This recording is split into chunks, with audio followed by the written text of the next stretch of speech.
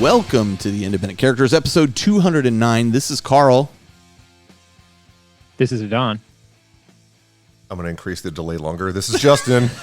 Sorry. Well, I was going to remove the delay, but now I got to leave it. So you keep that joke. Awkward silence at the worst Zoom of times. Silence. Yeah, sorry about that. Jody is not here.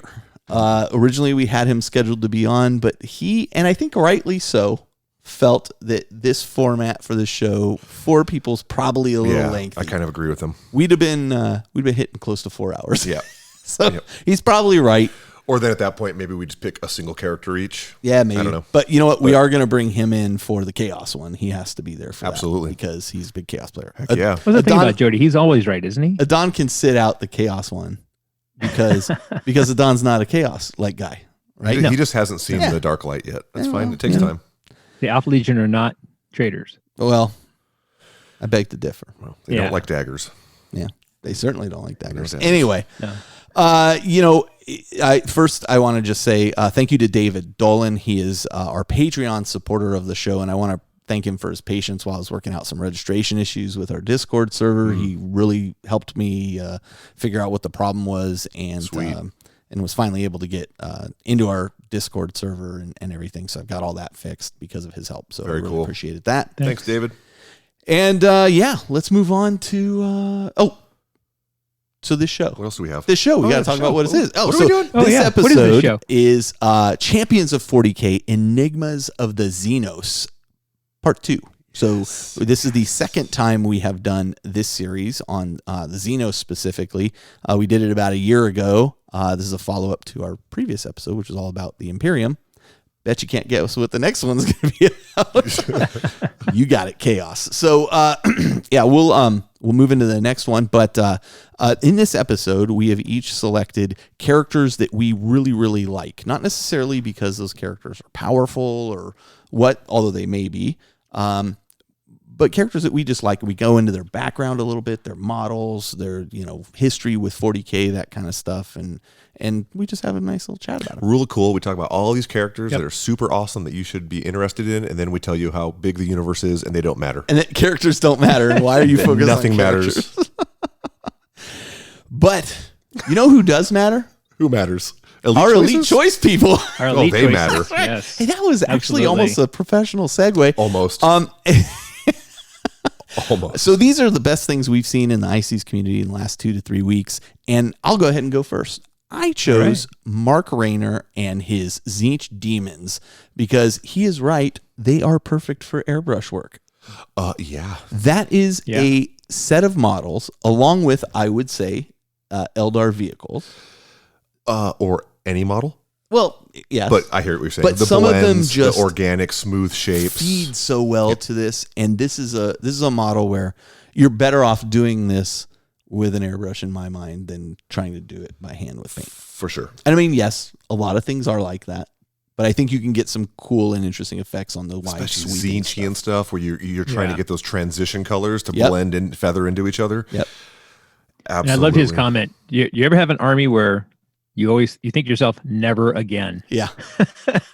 Although with this army, honestly, with an airbrush, totally again. Like totally again. Now, mind you, I had Dave from Dave Paints paint my Tzeentch demons. But I've painted a few of them up to match what he did, and super not hard, No, he did a fantastic job, and it looks like he's using the old Sculpey on the bases too. I saw that. Yeah. Love how dark the bases are. It really is a perfect framing to the bright colors he chose. Yeah, it allows those colors to pop a lot. Yep. So yeah. So anyway, congratulations, man. I love what you're doing there. Of course, I'm a little biased because of the Tzeentch thing. Hey. Justin, what about you? Speaking of biased, I chose. Well, I did a little cheat, so I chose 2. A really quick one. I had to give a shout out to. Oh my God, my notes are moving on me. Sorry, I moved those. I had to give a shout out to Bastian Vogelsberger and his beautiful Nihilak Necrons. I almost picked these, but then you had mentioned it, so I did not. Phenomenal, and he just got one of those. The name fails me. They're like green shaped, Like that teal kind of carapace, and was it Zastam? You got the Necron Lord. Is that what you're talking about? He did one of on the barges. He just posted a picture of when he finished on the barges, and just really well done. The Army looks phenomenal. The battle barge, like command barge or whatever. Yep. So fantastic work, man. Keep it coming. And the main pick was Bernard Warias, and his Exodite Eldar conversions and fantastic paint work. He definitely chose to kind of keep them a little bit more on the medieval side, possibly a bit more than I would have. But the amount of work that he put into these guys with custom sculpted cloaks from green stuff and the paint work he did on those cloaks was like very Aztec kind of looking, which fits right in with the whole Exodite dragon riding theme. Right. He sculpted saddle packs for his shuriken catapults to go into. And loved the natural tones that he did on the dragon mounts, the cold one mounts, like really rich browns and blacks, and looked super natural, like really believable. Yeah. And then kind of, contrasted that with the beautiful NMM, non-metallic metal work that he did, and worked all kinds of really fun blue and purple tones into the metal armor. I mean, you can just tell that he's been putting his heart and soul into this collection. Yeah. And well done, dude. And it shows. Keep it coming. Can't wait to see you do like a big dragon with like a howdah on the back with a bunch of elves. Nice. Well done, dude. What'd you pick, Don? Get that Eldar dragon, the Eldar Seraphon model. Oh, yeah. The Dread Saurian. Yeah. Use that. Yeah. Yep. What'd you pick, Don? I picked Bill Morlock's Void Stalkers. So good. Yeah. Now, first of all, whenever I see Morlock, I always think of War of the Worlds. I mean, Time Machine. I'm sorry, Time Machine. Time Machine with the Morlocks. Yeah. Morlocks. Yeah. Anyway, Bill's not a Morlock, but his last name is Morlock. You don't know that. Spelled. You don't know that. You don't know that. It's spelled differently. Yeah. Anyway, really cool. Kind of, as soon as you see it, you think, oh, Loyalist Emperor's Children. And it's kind of like with the riff that he took on these Void Stalkers. And it's so funny when he talks about the model he's showing is a biker, Primaris biker guy with his banner. He's got a big banner in his hand instead of a weapon. He's like, well, yeah, they're all posers, so he's just got a banner. He's going to carry that into battle. Got to look fancy. Beat you to death with it. But it's cool. I mean, he kind of incorporated. There's a Raven Wing thing on the back of it, but it's a really cool purple paint scheme. You don't see a lot of purple on Loyalist Marines, but I think he did a really nice job with it. And it just, I always pick something that just kind of strikes me. Right. He's definitely got modulation down. It looks really cool. Yeah. The dark to purple shadows. It looks really cool. Yeah, and I like the helmet the way he did, kind of is almost like a bone color with a blue grill on the pink bike or the lavender bike. Yeah, I just like the whole thing. The tie-in it's really with the well banner done. and everything. Yeah, it's the nice. banner's beautiful too. On close inspection, though, drill those bolters. I wasn't gonna say it. You weren't gonna say it. I Negative. will. You just take a little for you, Jeff. dab of black paint, and you put a little dab of black paint in the middle. Stupid Jeffrey Hummel and his non-bolter. No, it's killer work, man. It's killer work. This looks like fantastic. God, those new bikes are so good. They really are. So good. All right. Well, listen, as you'll hear, we've had a bit of an accident here in the Astronomicon recently. If you haven't, if you're not a member of the Facebook group, you'll hear a little bit about that. So it's had me contemplating what to, renaming the Astronomicon to something else. And the accident in the Astronomicon wasn't because Justin had too much beer. No, not different this kind time. of accident. Last time it was, but not this time. But now I've got a big hole in the wall. Almost like a great rift. Yeah. Maybe we'll call it the Great Rift. Yeah. I don't know. As long as we don't call it No. That does not roll off the tongue. No, it doesn't. No. Because I mispronounce it every time. Yes. So why would I do that to myself? We'll start a poll on the IC community page. If you have a suggestion. Although, I do kind of like the Astronomicon, and the lights will come back up and it'll, there's no power. When that light goes down, be restarted. When that light goes down, it's darkness. It is. All right. Well, listen, let's get into the show. Thank you guys so much for joining me. And thanks for all the listeners for listening. And let's kick it off. Let's do it. Matt here to welcome you into 2020 and tell you about an amazing new offer from Table War. All returning customers receive an extra 10% off Table War's US web store. Need a tower case? 10% off. Need a new fat mat? 10% off. Need a macro mat, geomat, or just some accessories? all 10% off. This offer starts January 1st and will continue on throughout 2020. No coupon required. Just ensure you have an account and this discount is automatic. This is our way of saying thank you to all of our loyal customers. So visit us today at tablewar.com. Table War. Table War is a registered trademark of Table War Designs, Inc., all rights reserved. All right, let's kick it off with a little bit of hobby progress, and I'll go first since my game room was destroyed, which is not progress. No, hobby setback. Yeah, unless you are building stuff that got knocked out of your closet of opportunity. Listen, that closet of opportunity might have saved more damage from my house. Yeah. Absorb the shock. It absorbed the shock. All that KR foam. That KR foam, the soft blue foam in those hard cases. Kind of stopped a lot. Man. So for those who aren't aware, who aren't on our Facebook Jake from State Farm was really happy you had it there. Mayhem. Yeah. 2020 is just amazing. Yeah. Oh, so for those who aren't in the know and aren't a member of the Facebook group or the Discord channel, so a car went off the road. A truck. An F-250, Ford F-250 went off the road because the guy was looking at his phone. Jumped a hill, like Dukes of Hazzard style. Smashed into my cousin's 2016 fully loaded Yukon XL with 18,000 miles on it. Damn. Turned the XL, and that's a big SUV for those people who are not in the U.S. Yeah. Turned it 90 degrees and then slammed into my house and smashed through the wall to the Astronomicon, hitting, as you said, my closet of opportunity. Use the Osborneism. Yeah, and just threw like collector's books of 40K, Black Library books all over the place. Like there's some damage and stuff, but none of my painted armies. Yeah, like my painted armies are all in display across the room. But had I been here 30 minutes later, I mean, we were woken up by this at 6 a.m. and I'd been there 30 minutes later. What did that sound like? Was it just... Well, you heard a screech, right? But it wasn't the guy. He never hit his brakes. What it was the Yukon being pushed sideways. Wow. And then you felt the house get hit. Like it was just like boom. And then we sat up and Shell goes, "What was that?" And I go, "It sounds like the house just got hit." And then I ran out there, and sure enough, the Yukon sideways. I'm like, "Why did Brian park the Yukon sideways?" And then I'm like, "Yeah, I mean, in terms of context, the Yukon is the largest SUV that Chevy makes. It's big. Yeah, it's really big, and it's totaled. By the way, if that car wasn't there, if that car was not there, and he would be recording on the show right now. Well, yeah, all this equipment would be destroyed. Like we would not have been able to record, and he would be almost into my kitchen. And so it was funny because, well, what are you going to do? Right. I mean, the guy kept apologizing. He's like, nobody was hurt. He's like, I'm so sorry. And I go, look, I'd love to tell you it's okay, but it's not. You hit my house, man. 2 weeks after I had it repainted. Right. And all this work. Well, it's new model syndrome, right? Yeah. Yeah. You painted model syndrome. Yeah. And I go, I'd love to tell you it's all right, but it's not, dude. You hit my house. And he's like, oh, I'm just so sorry. And I go, uh-huh. And I go, well, look, you're lucky this truck was here because otherwise you'd been in my kitchen. And I go, though my wife does want to remodel the kitchen, so you want to back up and take another run at it?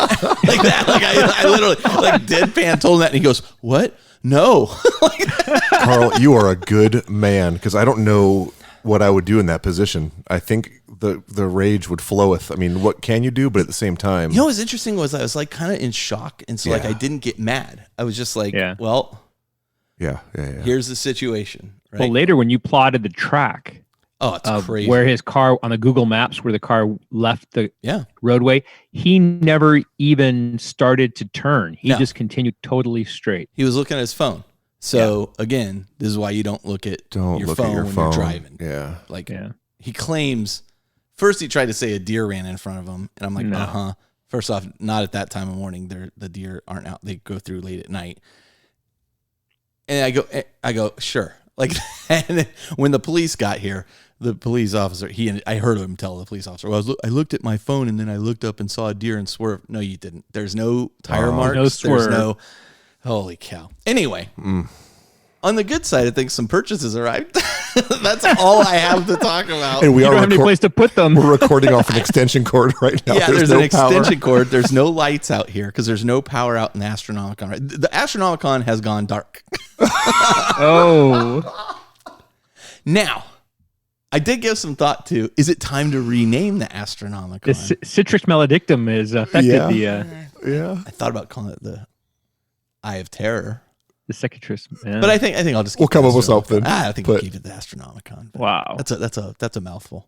Yeah. But anyway, so everybody's okay, but That's the important so thing. bummed, you know. And the pictures you took of the damage that you. Oh yeah, so you came in Yeah. and just saw this. I was blown away by how much worse it is. I'm like, I looked at it. I'm like, yeah, Pictures. that whole wall has to come down. Carl's like, yep. Yep. Yeah. That's going to be a lot of money. $71,000 worth of damage to the house. Wow. Oh, you already got a quote. That is what the contractor from the insurance company came out. I don't have to use him, but I was like, yeah, it's fine.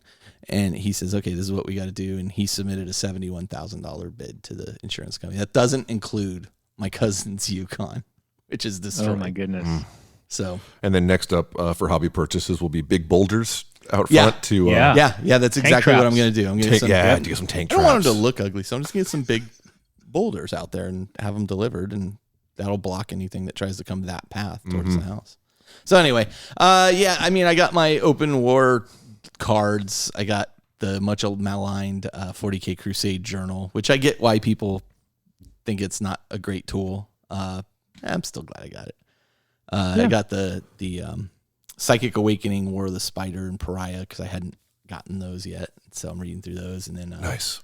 chapter approved mission pack and the point thing.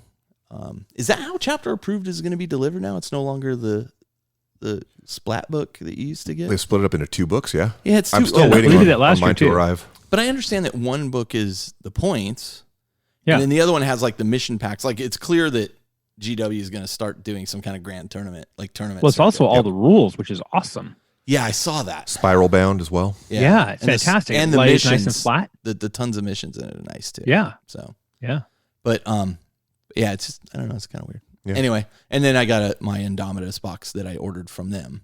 Nice. Even though they had sent us a preview one. Right, But, right. But yeah, so anyway, that was me. That's me. Just a minor setback.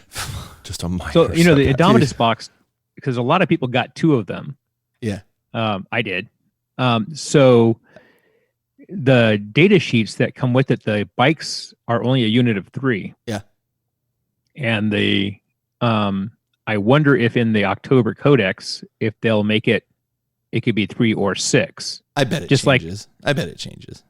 Just like, because the mini Marines, it's, 3 or 5 or 10 or whatever. Or maybe not, sure just they'll due to see. stratagems and stuff. They Could don't be. want to see. We'll see. The interesting little rumor. I know we don't normally go into rumors, but the little Mario Kart Space Marine buggy that's coming out. Yeah. Oh, that looks, I yeah. don't know if you guys heard about the Meltagun on that bad Yeah. boy. Yeah. But that'll be interesting to see if all the multi-meltas go to, I think, 2 shots and damage D6 plus 2. D6 plus 2. Yeah. All the Sisters players are getting all Yeah. happy. And everybody's saying, you know what? There's Primaris weapons that operate differently than other weapons. So Right. don't get your hopes I think up. that's cool. But it was like the fact that it was still named a multi-melta. It was interesting. But we'll see. I sure love those bikes though, man. They are really cool. So good. And quite Yeah. frankly, that's why I bought the second box, was primarily for the bikes. The bikes, but yeah. And then I can start kit bashing some of the other characters and that kind of stuff. Sure. You going to try and replicate that Akira power slide? No. That was awesome. It is cool. It's Yeah. cool. What about you, Justin? What have you been on? A lot of stuff. Yeah, you have. I bought a new One of hobby. our new chairs got a hole in it from the accident. No. Yes. Yeah. Shrapnel. Oh. Shrapnel Dude, I'm damage. telling you. Can you imagine Frag if that grenade. happened while we were recording? Oh my God. First off, you might be injured where you're sitting. Yeah. And then wanna scoot over he to the would side? definitely be injured. Yeah. And it'd be bad. Anyway, Anyways, speaking of chairs, I finally broke down and bought a new hobby chair, which is amazing. It's a Ac Racer. it's like brand, a I think. gaming chair. It's a gaming chair, so it's got like the lower lumbar support. Yeah. And it's comfy. I hobbied in it like 4 hours last night. And then you fell asleep. No, but the thing does go a complete 180 back, Oh, no way. Yeah. so I can use it for my other hobby, which is looking at UFOs in the night sky. That's right. I forgot you like to wheel that sucker out and with my night vision goggles. So what's the brand on it? It was AK Racer. AK. Okay. I posted on the IC community page. I posted a big thread on it. But damn, it's comfortable. And the chair I had before, it was just like a basic desk, office chair. And I switched to I bought a Secret Lab chair a while back. Man, what a big difference. Interesting. Mm-hmm. Yeah. It also reclines almost all the way back. Yep. So maybe I should go out and look at UFOs. Too bad you gave up on painting it on. Now you can just use it for UFO watching. Just UFOs. Yeah. Aliens, man.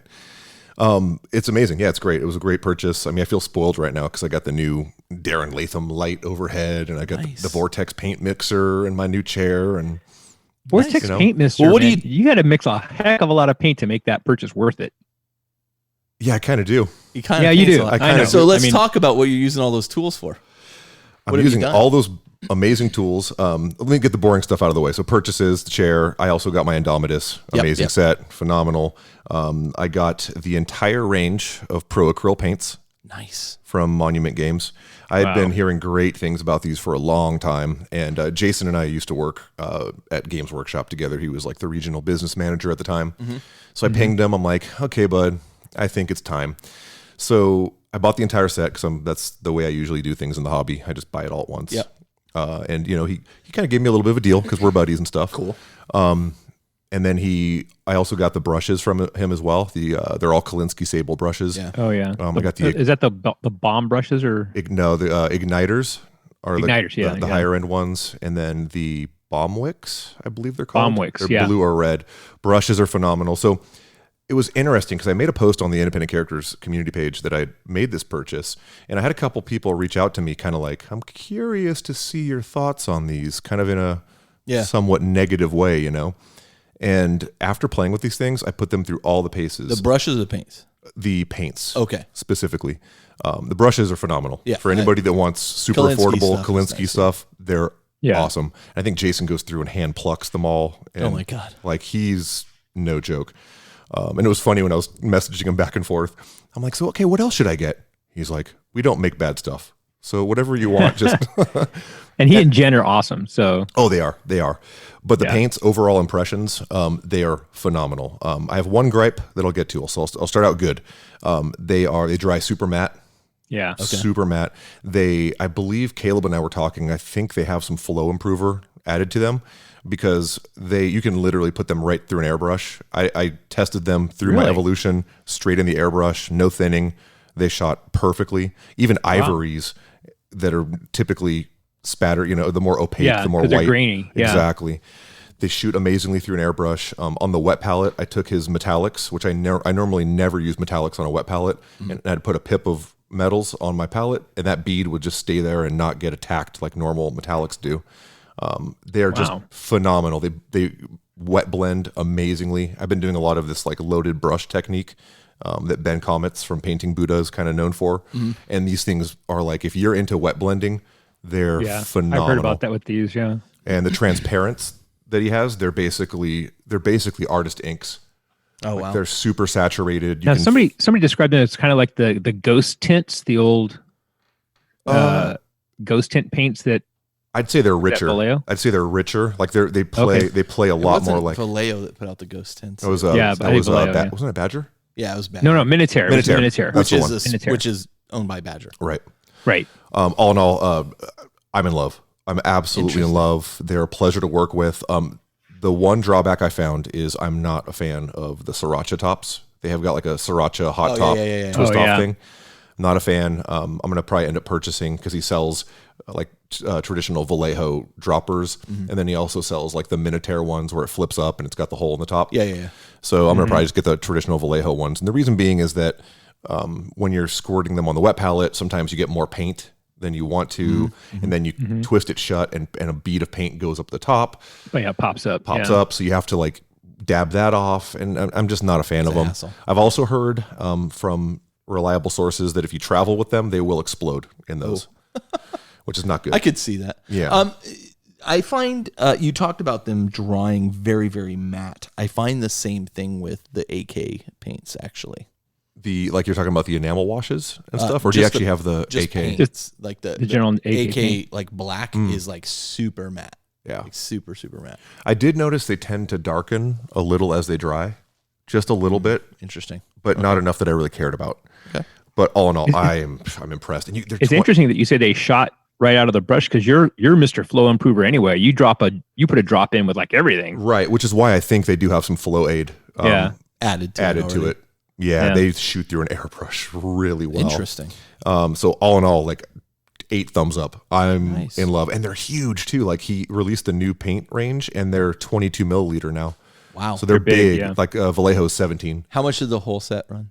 Like how much does it run normal? Do you I know? want to say it's around 250. Yeah, that's pretty. For the how entire many range? paints? Like 30 something. No, it's paints? like 60 something. Wow. Okay, so that's a pretty good deal. Yeah. No, their stuff is amazing quality, priced. Like I'm not sponsored by them or anything. No. I'm You're just happy with it. That's super great. happy. Okay. And the colors are dope. They're so good. Yeah, what's really cool is that his home store is right here local to me, and so they carry right. his full line. That's right. So who is this again? get it. Just so we can give them credit. Monument Hobbies. Monument Hobbies. All right. So check them out, guys. I've been super impressed, and good times.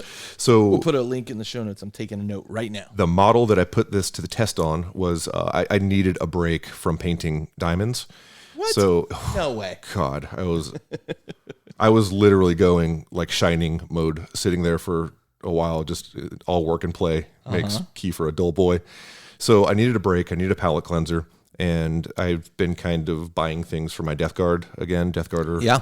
really good, and there was a lot of models that was like, I gotta paint that. So I've been buying a lot of Death Guard, and I painted the Noxious Blightbringer, which is the bell guy. Yeah. Hey, do you need any Death Guard from the original set, the Chaos set that they came out in? I don't believe. I think I actually grabbed your Blight. I still have. Yeah, you did, but I still have like more of those, and I maybe just maybe seriously- Poxwalkers. I seriously doubt I'm going to use any of them like, at any time. We'll talk. So yeah, Yep. just Maybe the Plague Marines too. let me just give them to you. Sounds good. Yeah, I'm not. We'll call it a trade for the sister battle there. Yeah, okay. One model for 50. Just take Perfect. them and we'll figure it out. Exactly. One sister's worth 50 Death Guard. Yeah, Right.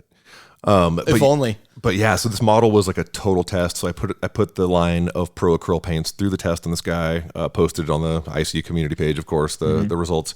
And then after I hit him with all the Pro Acryls, I said, hey, let's experiment some more. So I hit the fully painted model. I hit him with AK Interactive streaking grime with some of this green slime stuff mixed in, and basically airbrushed the whole thing and got to play with mineral spirits and wipe it away. And then I went back with panel liners, and it's just so much fun. And he came out gritty and dark, and that streaking grime is amazing.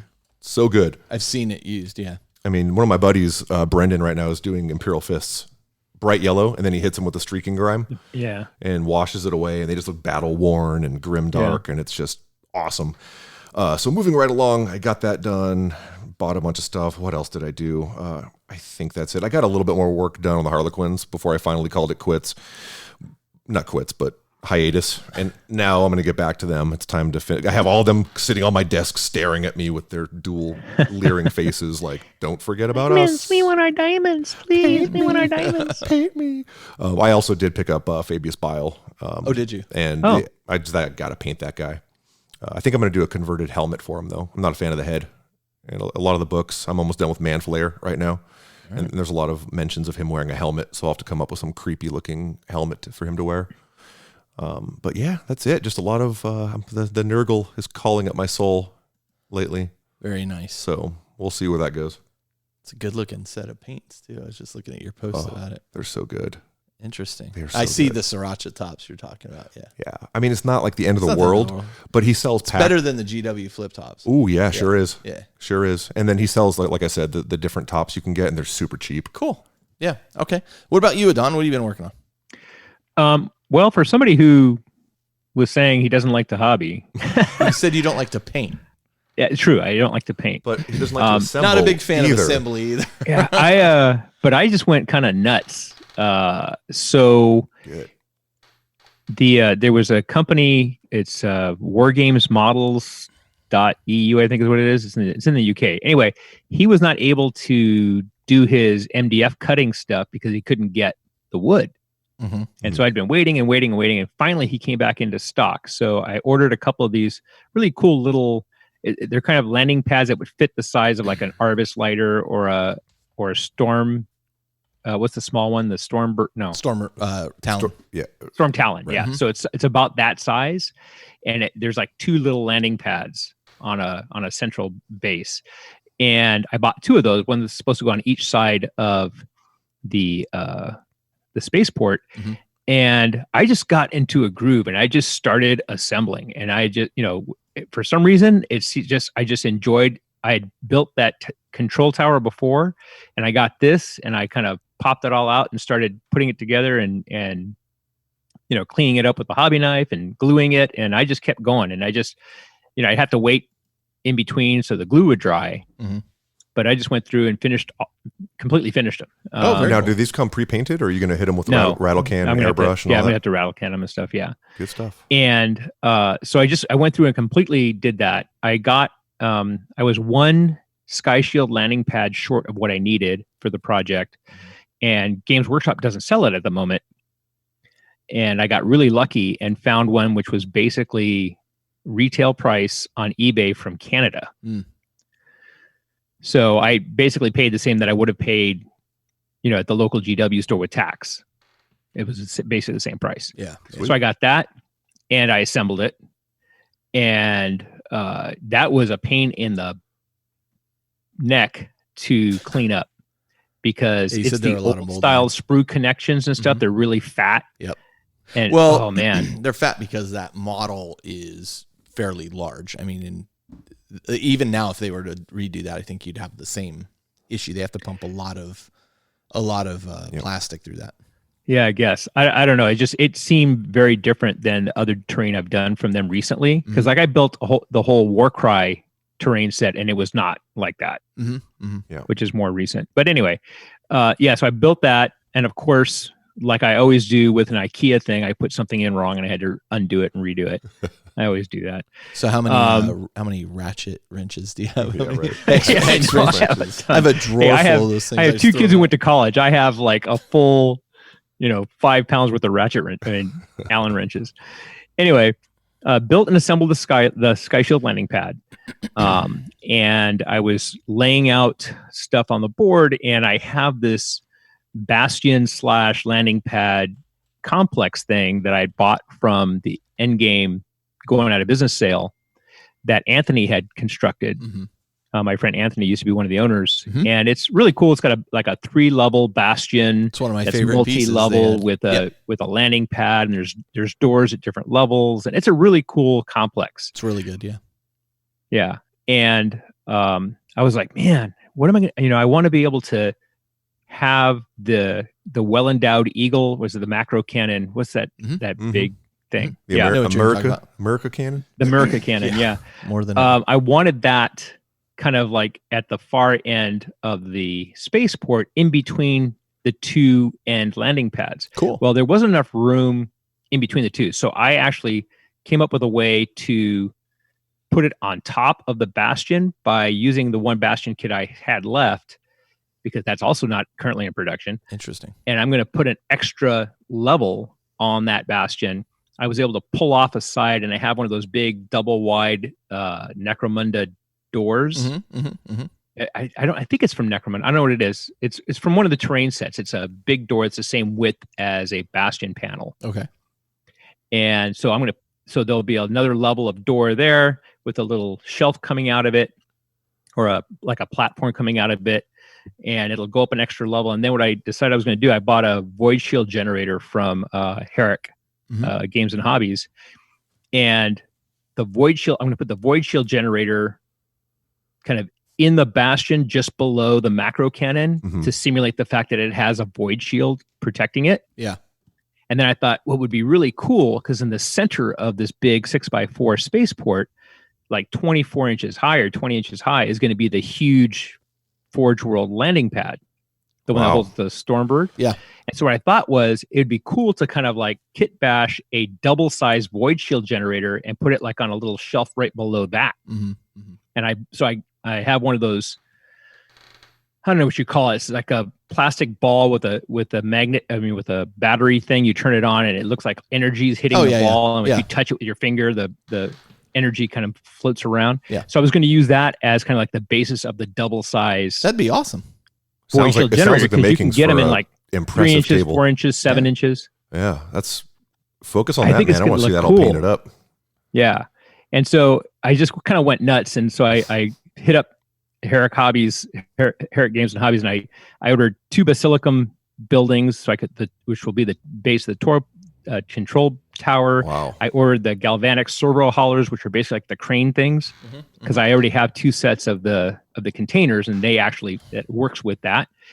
Like I said, the voice shield generator, and I spent way more time than I want to admit playing around with the Adeptus, the Sector Mechanicus, the little bases and arches and legs that come in the new style sets that are all modular. Yes. And because I have the Armageddon Shadow Wars box, that's the first time we saw that terrain. Yeah.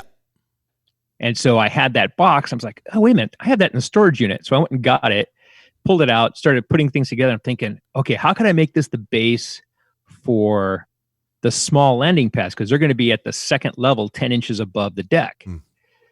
And so, like I said, I don't want to admit how much time I actually spent plotting that out and figuring out how many different sets I needed. That's and then awesome. I started pricing out the sets that I was going to need. And I was like, okay, well, I got to wait for my September allowance. I can't do it right now. Are you still net neutral for your? Oh no. Oh no. Through that out. No. All right. Well, you were doing the so reason well is because I don't have time. any opportunity to sell stuff like I did last year. Yeah. With the different flea markets and once I got away from places that did regular flea markets. But you could sell stuff online. Oh, I hate doing that though. Oh. Packaging it up and sending it off. Oh, I hate that. But no, I am definitely not net neutral anymore this year. Well. 2020, man, is not the year of net neutral. No. So you're doubling down. Yeah, I'm doubling down. All right. Anything else? Oh man. So yeah. So then. And then I have to build the roadways that go at the second level. Mm-hmm. And I hit up Anthony. I said, hey, what did you use to make this roadway? I bought, Mike Dunsmore got half of the roadway set and I got the other half during the endgame sale. And I was like, dude, what is this main decking? Because it doesn't look like regular foam board. He says, it's this stuff called Gator board. I'm like, oh, Gator board. Where do you get that? Well, you can get kind of a low-grade white version from Michael's, but you can actually buy it in black. So I actually went to the Gator board company. They sell it in 48 by 96 sheets. And what is this Gator board? It's like plastic. Super industrial foam core. Interesting. And so it's a lot it's a lot deeper and tougher. Okay. So then I spent, again, I don't want to explain how much time I spent plotting out the cuts that I would need because they'll cut it for you. And so I had my son, the CAD designer, help me with figuring out how to best draw it out so that I'm glad to see you're getting what you spec and what you get, you have to be careful that you spec what you want. I'm glad to see you're getting your investment back in your kids' education back. Yeah, I know. Back seriously, to you. Yeah. At a minimum, this is what they should be doing for you. That's exactly right. Yeah. So I've spent a lot of time and effort and work on the spaceport. And so it's really, as I've kind of mocked up different things and put it together, my wife's like, hey, that's actually looking like you're not crazy. So a little birdie in your Iridon, we're talking about possibly like September doing like a 24-hour paint-a-thon with the CK Studios, kind of like an online thing of just terrain. Like it turned into like originally it was like Dev and I talking about like, let's sit there and paint up our Necron forces from Indomitus. And then a bunch of us chimed in and it's like, I kind of want to take my time on my armies, but terrain, we all have a bunch of terrain that's either like haphazardly painted or could super easy to paint terrain. Super easy to paint and you could just block, just knock out. So just a little birdie, we're going to be putting that together. So that could be fun. Yeah. Cause I realized that when the Necromunda floor tiles came out, I had bought enough to make a 4x4 layout because we had the Necromunda campaign going at the local store. And I realized that's exactly what I need to finish off the first floor of the spaceport. Cool. So I already have that. It was really cool. So especially since you don't really like Necromunda, right? You can repurpose them to something you do like. I've been really, really jazzed with getting this project going and figuring out different ways. And Joel David was helping me by 3D printing a couple things that don't exist. And so I was like, hey, could you help me with this? He's like, I happen to have something you might like. Nice. And so so it's just been really cool to kind of get all that stuff together. And I actually, it doesn't really count as painting. I used up like a can and a half of the wonderful Osh primer on like 150 bases for my sisters and my Seraphon, so I could kind of get that going. And I could do that during the 24 hours of painting, I guess, too. There you go. Picked up a Monument Hobby. Speaking of Monument Hobbies, I picked up one of their bags. They have a foam bag that to transport paint in, but it also has a level that's pluck foam. And I made a really cool trade that for the custodes from the Talons of the Emperor, which we were just kind of sitting around in my house gathering dust. Very cool. I was able to leverage that into something I'm actually going to use. Cool. So that was kind of cool. Yeah. And I packaged up another 100 Mordians and sent them off to Sri Lanka. So I now will have 2 full platoons. So I'll have all the squads, the heavy weapon squads, the special weapon squads, and full conscript squads for 2 companies. Cool. Excellent. Or 2, I guess 2 platoons making 1 company of whatever. A lot of dudes. Of Mordians. A lot of them. Yeah. Of Mordians. So that's really cool. Listen to Saturnine. Yep. It's a good story. You know what? It's one of my favorite all-time I've heard that. Library stories. I've heard that. I really, really, really liked it. Now, okay, I said that, but there was a couple times where I thought, you're kind of shoehorning this story in here just so you want to give us the information. Rushing. I think a it's bit. good. I think it's really good. I really liked it. I don't know that it's my favorite of the 4. What is it? Siege. 3 or 4 Siege of Terra so far. Of the Siege of Terra books, it's definitely my favorite of those. Yeah, I don't know. I'm really just enjoying the whole series as a whole. So I yeah, haven't really the whole thought series about is it. all those guys are at the top of their game. Yep. And it's really, really good. I thought that the scene in the desert with Grammaticus was kind of shoehorned. Yeah. But other than that, Spoilers. And no spoilers on this guy. So no. Yeah, Just people have waited way too long for us to spoil any. No, yeah, right. And that's not a spoiler that he's in the story. He's been in the story forever. So, yeah, and I won't talk about my Napoleonics. Okay. Please not. Let's not. No. All right. Moving on to kind of hobby goals and what you're intending to work on. It's back. Yeah, it had to come back. I mean, we can't once this COVID thing is over, we'll go back to the challenge. But listen, at this point, I don't really know what I'm going to work on. I've been kind of as I was picking up everything off the floor, and fortunately, the shrink wrap helped protect a bunch of my sister's Battlestar because it's still in shrink wrap. Yeah. Awesome, right? I mean, there's been no point to order. I'm going to assemble it all at once. I've been that's about kind of the only thing I can do. Like I don't have light in here. Yeah, you have to basically so I can't come back and forth or paint somewhere else. Yeah, and I just can't. So maybe I could assemble those guys. I figured just get the army started so that I have it assembled. So that may be what I kind of just moved Make a little portable tray thing that you can take out to your breakfast nook. Yeah. Well, we got some nice new furniture out in our patio area. Let me know if you want to borrow. I've got that original hobby little portable tray thing from that Games Workshop came out with. It's MDF. I've got a ton of trays. So and stuff. Yeah, like I'm good there. But yeah, it'll be good therapy for you. Dealing with all this. Just go glue your fingers together. Yeah. So that's me. What about you, Justin? You kind of mentioned already. Yeah. So I'm going to do my best to focus on the Harlequins because I've made such a push on them. Yeah. I do have a bunch of Death Guard models on their way, but I'm really going to try to get back to them, and cool. I'm going to focus on a Star Weaver that I got airbrushed up before our game. It just needs to get the diamond patterns on it and all that. So nice. I am really looking forward to seeing your Harlequins when you're done. Like they're gonna Me be too. sick, dude. I know you too. The vehicle but you're in going the to end, stencil, right? in the end, it's gonna pay off. It will. It will. It's one of those it's those projects that you just kind of keep chipping away at that iceberg, and eventually you'll end up with a beautiful ice sculpture. Yeah. But you're gonna use a stencil though on the vehicle, right? For the diamonds. Yeah, stencils, and then also kind of freehand. I like the idea of like it being like a domino field. So like it'll have like a kind of rigid structure of diamonds, but then I'll go in freehand kind of ones here and there, so it kind of looks like the outline is kind of breaking up. Nice. Yeah. Nice. But yeah, it's just it's something, guys. If you do Harlequins, start with a kill team is my recommendation. Yeah, I would say so. Instead of a 2,000 point plus army. Just saying. Yeah. Don, what about you?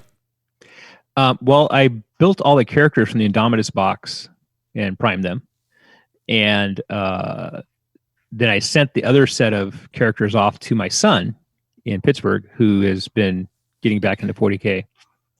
So I'm going to continue working on assembling my Indomitus stuff, and then more work on the starport, man. The spaceport. I'm jazzed. Sounds like So you're getting I'm close gonna be on doing that. So yeah, you should keep going. Yeah. Very cool. Oh, I got one last little bit of hobby progress, and we'll get on with the show, guys. I promise. I actually finished that Super Bowl bet Necron. Yeah, that was the first thing on your list. Yeah, I totally glanced over that. So Nathan, your Necron Lord is coming soon, buddy.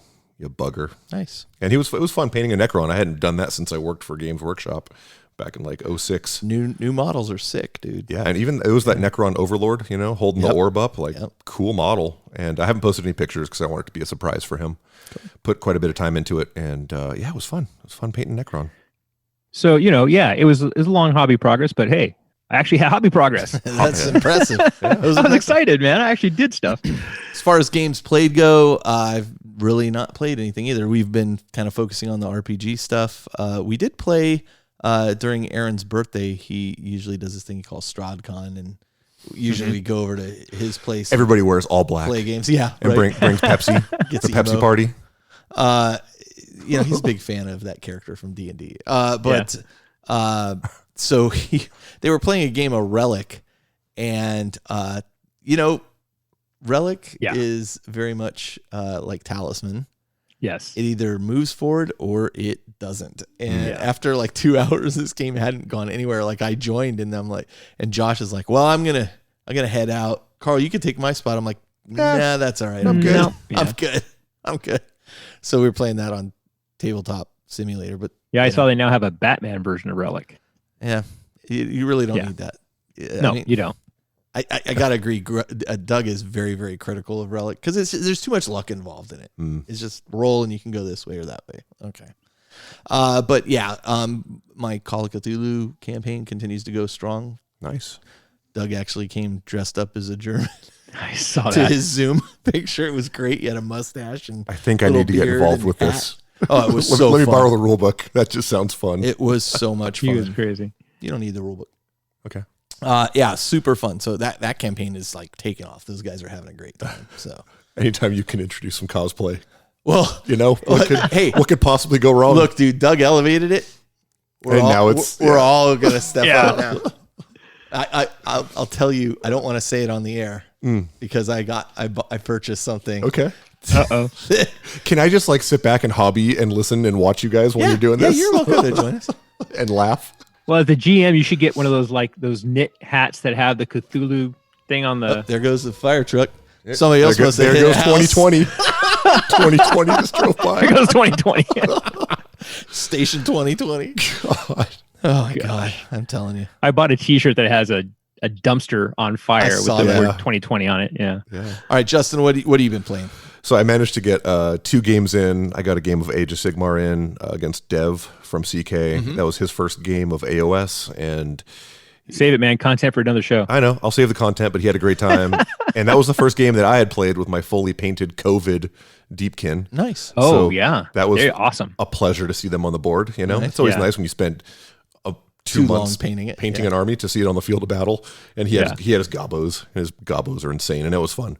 But what you guys want to hear is I played a game of 40K against my good buddy Chris, of course, 9th edition. Yep. Can never go back in life. That's just weird. It was 1,500 points. I busted out my Death Guard because I quote unquote didn't feel like thinking. it turns out You have to think a lot. I mean, because I'm building my list, and I'm like, because I have the new War of the Spider book, so we have all those beautiful new Death Guard Plague Company rules in there. Yeah. And that was, one of the last books that we all kind of did playtesting on. Yeah. So I'm sitting there trying to remember what we talked about and read and this and that. But long story short, we had a blast. He painted up his new Imperial Fists Primaris army. They're really grim, dark, really just battle worn and cool looking. Yeah. And so the game was fully painted. I had to kind of dig through my old Nurgle stuff because I don't have 20 Plague Marines painted up. The new Plague Marines, that is. So I had to kind of bust out some old models to make it work, but very little proxying happened.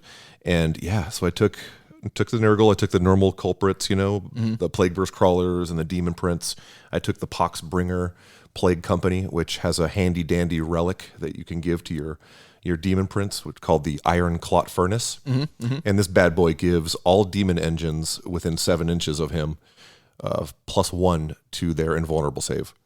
Oh. So my Plague Burst Crawlers are sitting on a 4-up invul, just shrugging off like nasty. He had one of those Primaris Executioner tanks, fired at my Plague Burst Crawler, and I just soaked it all. Maybe took a few wounds. I'm like, ooh, this is going to be rough. And it was good. The 20 Plague Marine unit just stomped up the middle, and it was just kind of like, come at me. 20 Plague Marines. 20 Plague Marines in one unit, yeah. Good God. And I didn't even use them as You know what, though, with those new leadership rules, too, it's not that bad. Yeah. that's great. I had to burn, exactly. Yeah. It's not as terrible as it used to be. No. I mean, all game, I think I only burned the 2 command point, auto pass morale. Yeah. Because Right. I think it was when, That's a solid one. One of the highlights a single aggressor took out 6 Plague Marines. Oh. It was like, oh no. But you know what? That's actually a really great point. And this is like something I hadn't considered before, because I'm always reluctant to take for Chaos Space Marines, for example. Like they can go up to a 20 man unit. And I'm always like reluctant because I'm like, oh man, then okay. But then you lose half of them and then the rest all wipe to the leadership test. But also to your point with the leadership auto pass, the leadership thing. Yeah. I mean, optimally, you don't want to have to do that, of course. No, of course not. But it's an option if you need it. And if you're investing that many points into a 20-man Death Guard unit. To be honest, it's not even that expensive. I think it's like 240 points. Get out. Get out of my house. It's not that bad. They're only 12 points a model? No, it's got to be more than that. Got to be more than that. To be I want to say it was like, I don't know. I'll pull up my list. I think it was like 250 or something. If only we had a list of the points. Sounds like he had a free Vindicator I in that can pull list. up my battle scribe, but that's just weird. But regardless, I mean, obviously Plague Marines have a lot going for them. Like for one command point, I can throw Cloud of Flies on them, and you can't target them unless they're the closest enemy. Right, so they have a lot going for them. Plus the makes them like a character, right? And I actually took 3 relics that game. I took the Iron Clot Furnace. I took the Noxious Blightbringer. He's got like a special bell now that gives them a 5-up invulnerable save. So that 20-man blob is sitting on a 5-up invul, 5-up feel no pain, and yada yada yada. Just brutal. And those new stratagems are just so good. Oh my god. My 5-man Blightlord Terminator unit made, because the new 40K now, you're just all up in each other's grill. You have to jump on the objectives. Yeah. Smaller board. So my Blightlord Terminators made a turn. I didn't deep strike them. They made a turn 1 charge, and I burned the Blight stratagem on them, so their weapons are +1 damage, and it was just insane. Like Death Guard are back. They're back. Yeah, they're 18 points per model. So at a minimum, you're paying 360, but still 360 points for a 20-man Death Guard unit. That thing's not going anywhere. No. That has 5-up invuln save and a 5-up feel no pain. Yep. And then I just took, for my other 2 troop units, I just took 2 units of 10 Poxwalkers and just had them just shamble around on objectives. Jeez, awesome. So yeah, it was a fun game. I mean, it was bloody on both sides, but towards like turn 4, it was just like, oh no. Like at one point, he had a unit of 5 intercessors charge into my Plague Marine unit, bounce off, and then the 2 flail guys up front just wipe the whole unit. It was like, oh. And Chris is like, "Why did I come over and play?" Yeah. Well, this was against my buddy Robert. I'm sorry. Wrong. My brain is malfunctioning. I played Robert. Chris is actually coming over tomorrow to play. Oh, nice. So he's bringing his orcs. All right. I think so. I love 9th edition. All the little rules changes, the terrain rules. Some nice little stuff in there. It's a blast to play. Yep. Really good. All right, what about you, Adon? Let's wrap up Played this Dark section. Heresy RPG. Playing the Dark Heresy with Kyle's running it, CJ, and a guy named Danny from the Mobcast, Mhm. who Don't know what that is. His character already has an insanity point on him. It's been interesting. So is this a game that Kyle, your GM, has written and is running, or is he running something that's pre-printed? Do you know? It's the Dark Heresy RPG. No, I'm talking about the adventure. Oh no, he wrote the adventure. He Okay. absolutely wrote the adventure Yeah. because the entire first opening thing was he wanted to have us understand that we were nothing but peons, and we spent over an hour just moving crates around to the right locations and re-inspecting them and make sure what was in them. That sounds fun. And well, at first I was like, "You're kidding, right?" But he ended up tying it in to the whole story because one of them was actually, sealed by the Inquisition, and something that was in there gave Danny's character an insanity point, and it turned out to be How long good has thing. your game been going so far? I how think many we've sessions? done 3 or 4 sessions, Nice. 2 hours each. Nice. And it's been pretty interesting. Yeah. It's It's a great game. I love it. yeah. Yeah. It's he has us like really, really low level, but he's been giving us a lot of bonuses and a lot of the rolls. So you don't, if your stats like a 29 on a D100 system, you don't want to be rolling on a 29. Yep. Welcome. Yeah. And so Welcome to the suck. he's able to give us, you're able to get some bonuses and stuff. So it's good. It is interesting when you go from that to then Death Watch, where it's like every shot I hits. I fire 5 shots, all of them are headshots. Yeah. And you're like, and then meanwhile, my Inquisitor peon shoots miss again. Yeah. Shoots himself in the foot. Yeah. Yeah. Well, all right. Anything else to add here, gentlemen, or should we take a short break, come back, and then kick off the actual show? I think we've done it. All right. Yeah. We'll be right back.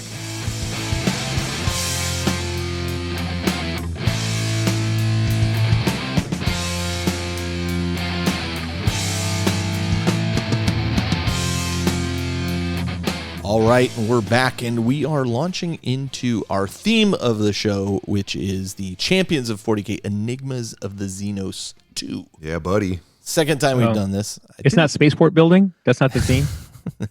All the Sorry. squat characters. That's clearly another show. Or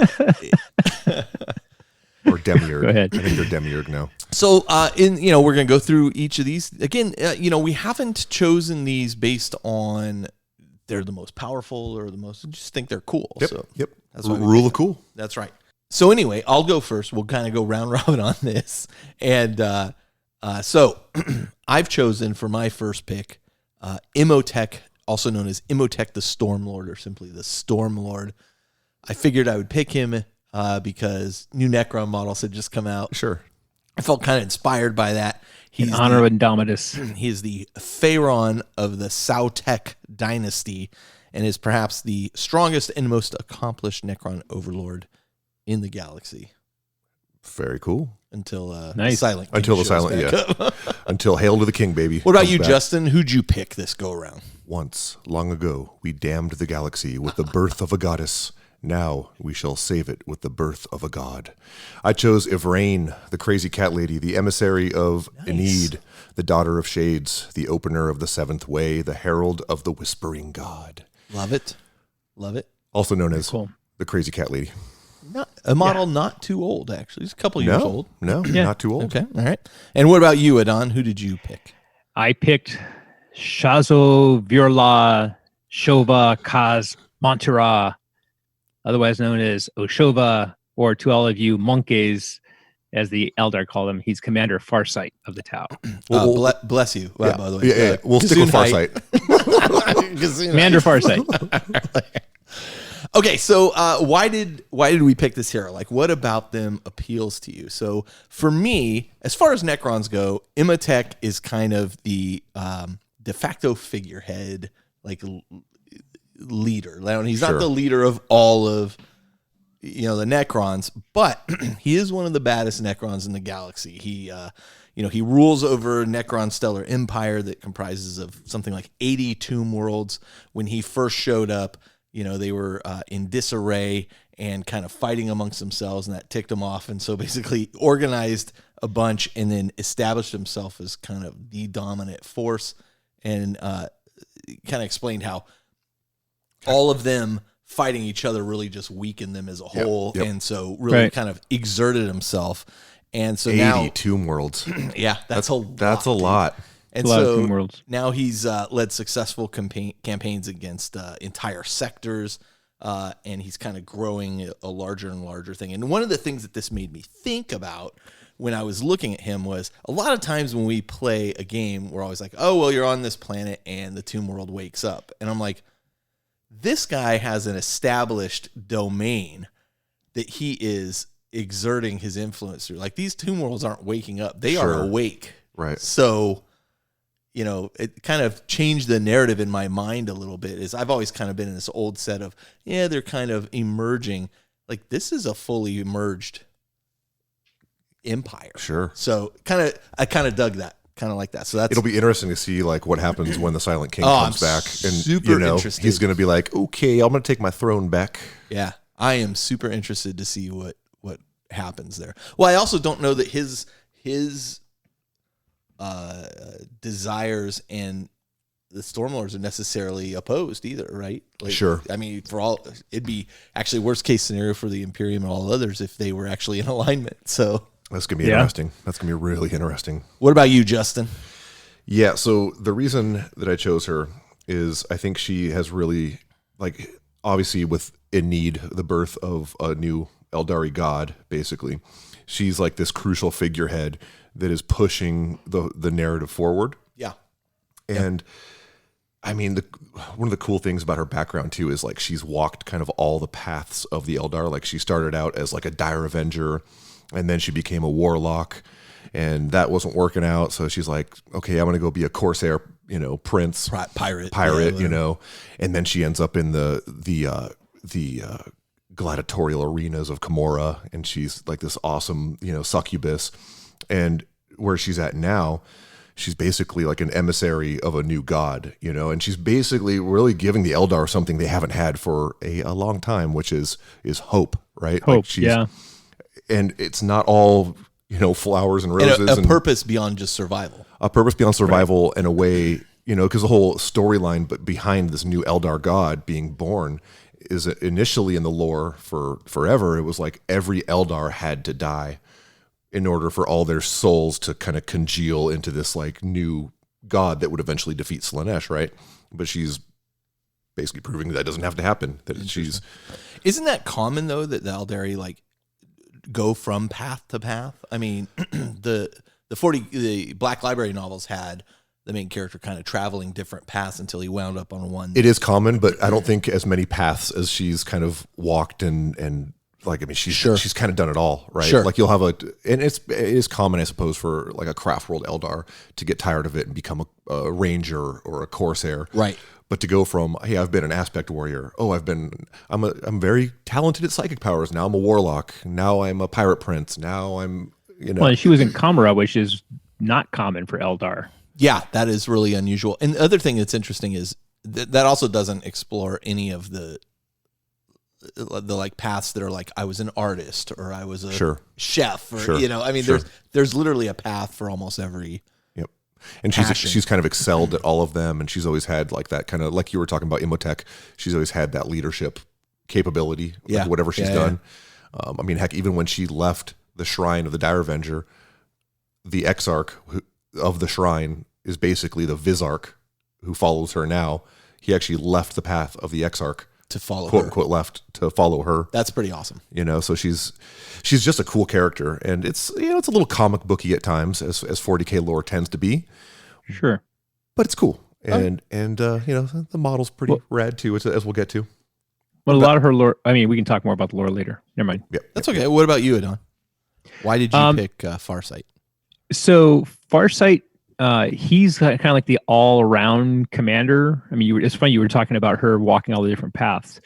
In the Tau caste system, you're supposed to stay in your lane, right? And one of the things about him is that he was really good at being an orator, and he was really good at being a leader, and he was really good at being a warrior, and people were like, dude, you're like a heretic. You're not supposed to be doing all this different stuff. But he was kind of forging his own path. And it created a lot of friction But I kind of just I like the fact he's kind of like this kind of bad boy guy, but He's a bad also fish. he sees kind of this greater path that he ended up on with where he basically created his own enclave. And I couldn't figure out exactly who it was, but I do remember the story. One of the people in the studio had created their own kind of Tau Commander kind of entourage, and that became Farsight and the Eight. It was kind of like they took Duncan Rhodes's Knights and made them an official faction, and he was like totally like wigged out. Oh my gosh, they're actually using my idea. That's so cool. Well, the same thing happened with with Farsight and the Eight. That is cool. And I just can't remember which of the studio guys it was, but it created these models, and they were like, "Oh yeah, we're going to write a story around these guys." That's how like the Howling Griffins that you've always talked about, Carl. Like that's how it was just some studio painter that painted a cool scheme, and Aaron Dembski Bowden and his Spears of the Emperor, right? I mean, obviously he's a Black Library author, so he's got a little more pull.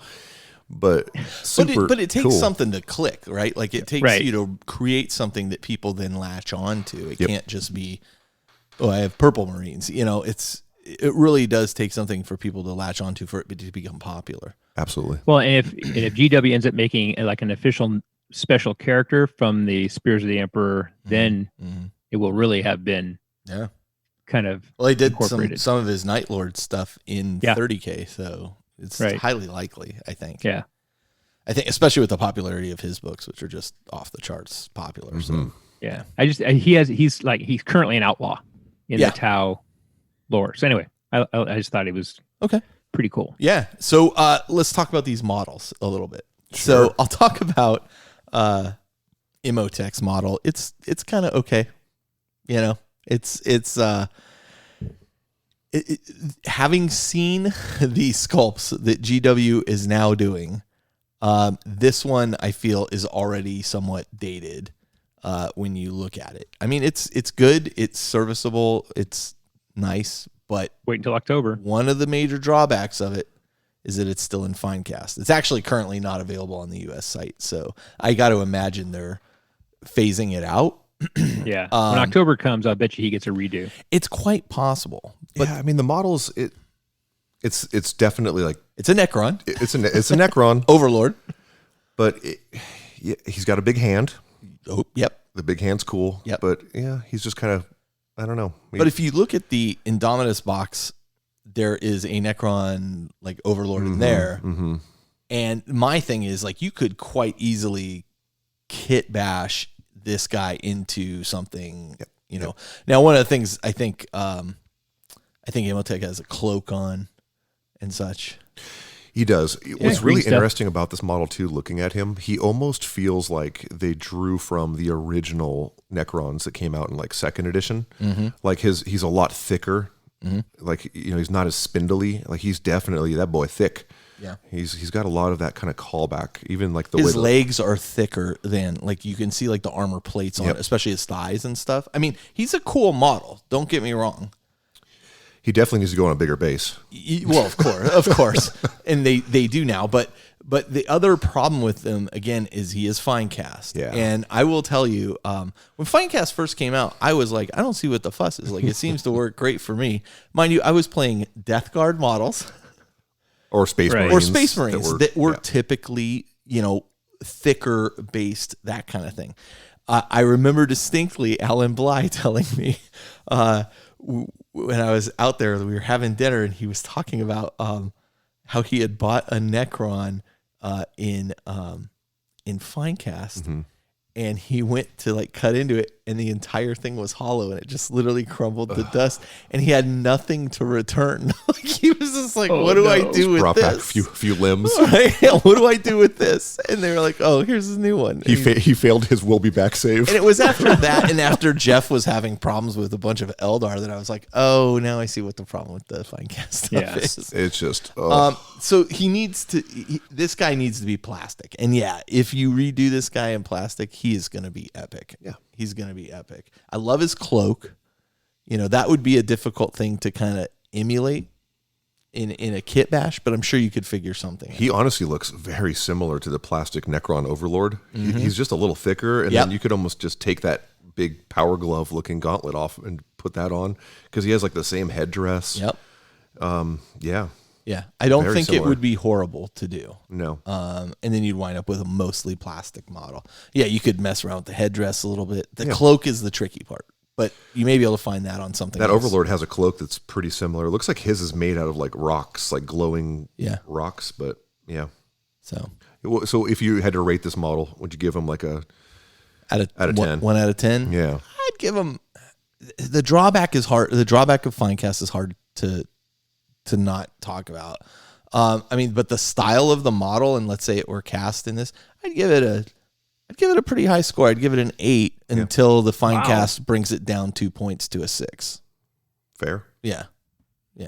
But the model itself is wonderfully posed. He's like holding up, he looks authoritative, and that's who he's supposed to be. He's this commanding presence. Yep. I think he fits. I think the model fits that. Loincloth is super cool looking too. Agreed. Yeah. And I love the filigree too on his shoulder pads. Yeah, and on the legs, on the thighs, the little circuitry. Yeah, it's really bobs. cool. Yep. Mm-hmm. But I just think they can do a lot better now. Yeah, I'm sure they will. Yeah. Yep. So that's me. I'm looking forward to seeing it updated, but I'm looking forward to seeing this entire Necron range. It's just incredible. Even if I don't do Necrons, I'm buying that Void Dragon to paint just as a project. That Void Dragon. It's hard not to. It's hard not to want to start a Necron army seeing this stuff. And I seriously considered it because I've got the Indominus. I already got the Indominus. I might have. And my buddy Robert's like, "Hey, do you just want the half of my set?" I'm like, "Oh shit. God, you're killing me." Carl, you can just start with a Crusade force. This is very true. I could kill team. Yeah, kill team. Yeah, and then a Crusade. You know what? Maybe I will use it for kill team. It's almost like this is exactly what they planned.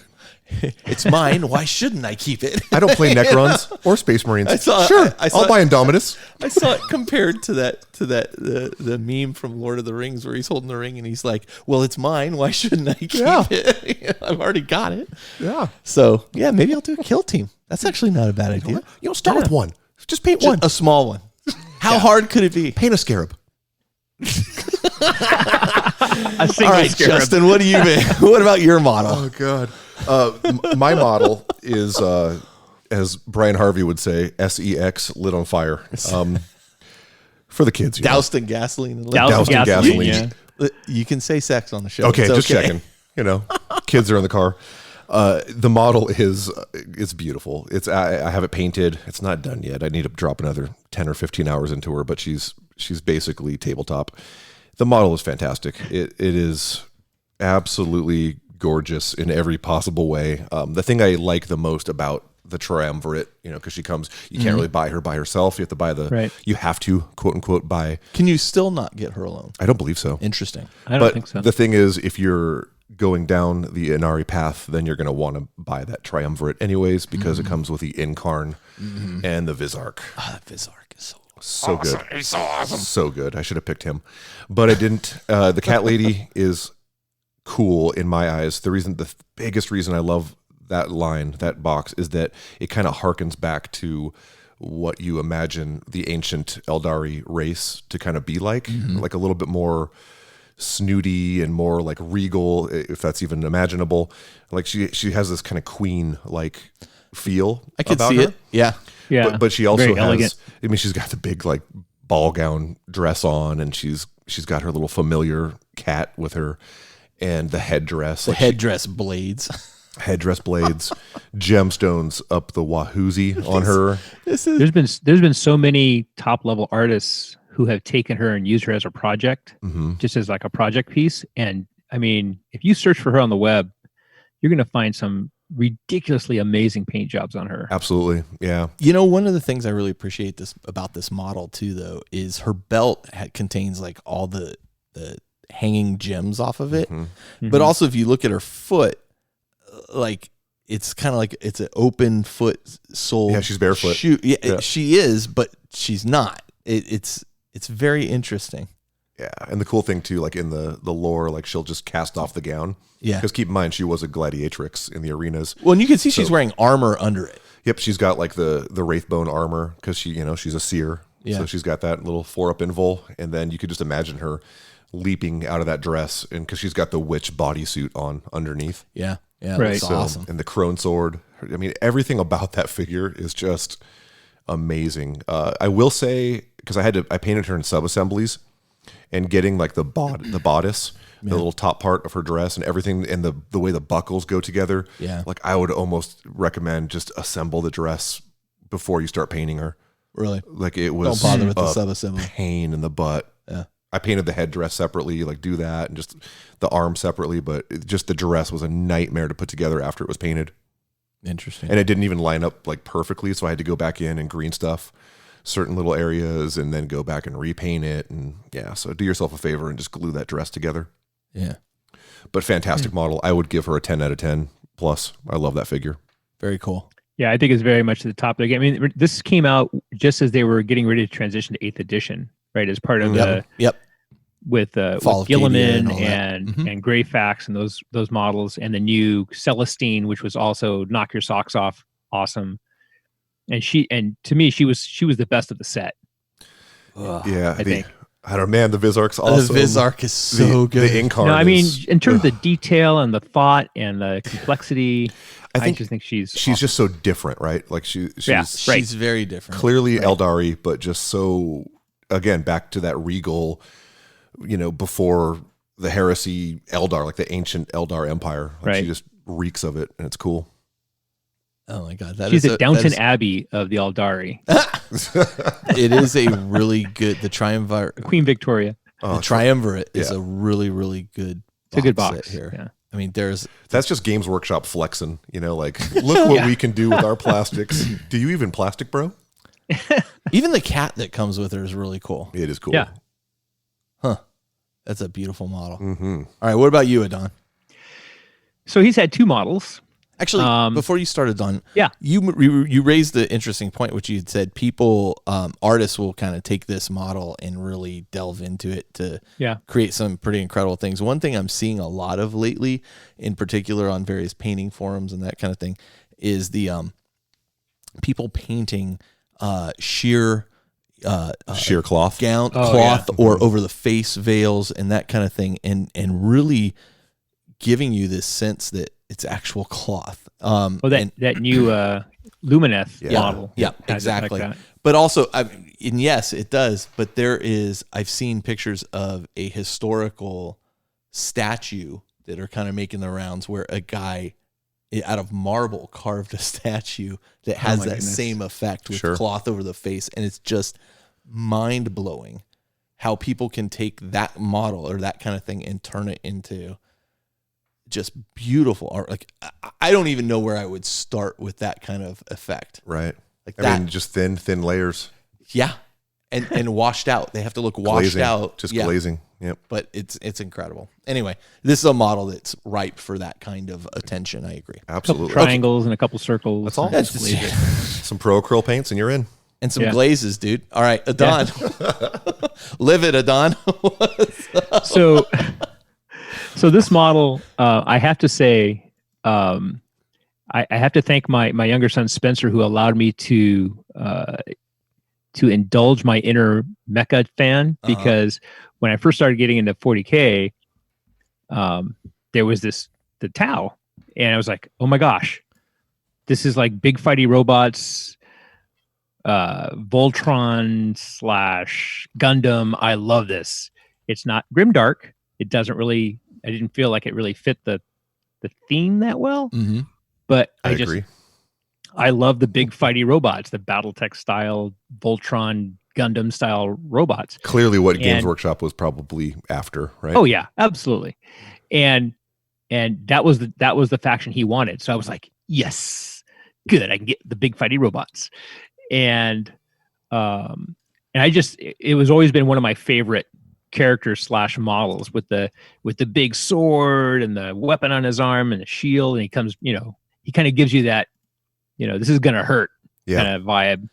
And the original model was pretty static. He's just kind of standing there. Can I tell you how much I hated the original? What do they call these suits? Crisis suits Crisis suits. And he's in a crisis suit. Yeah.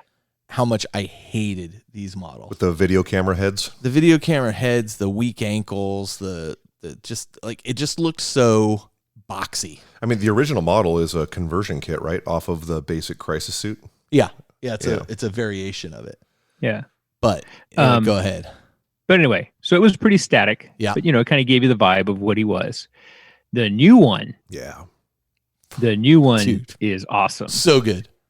And like I say, you really get this sense of, this is really going to leave a mark. Yeah. I'm going to be dropping down on you with my jetpack, and this is going to hurt. Super dynamic. Yeah, much better. And I it's a new character model from GW, so he's, on a rock, but it's a small rock. That's easy to remember. So it's okay. Yeah.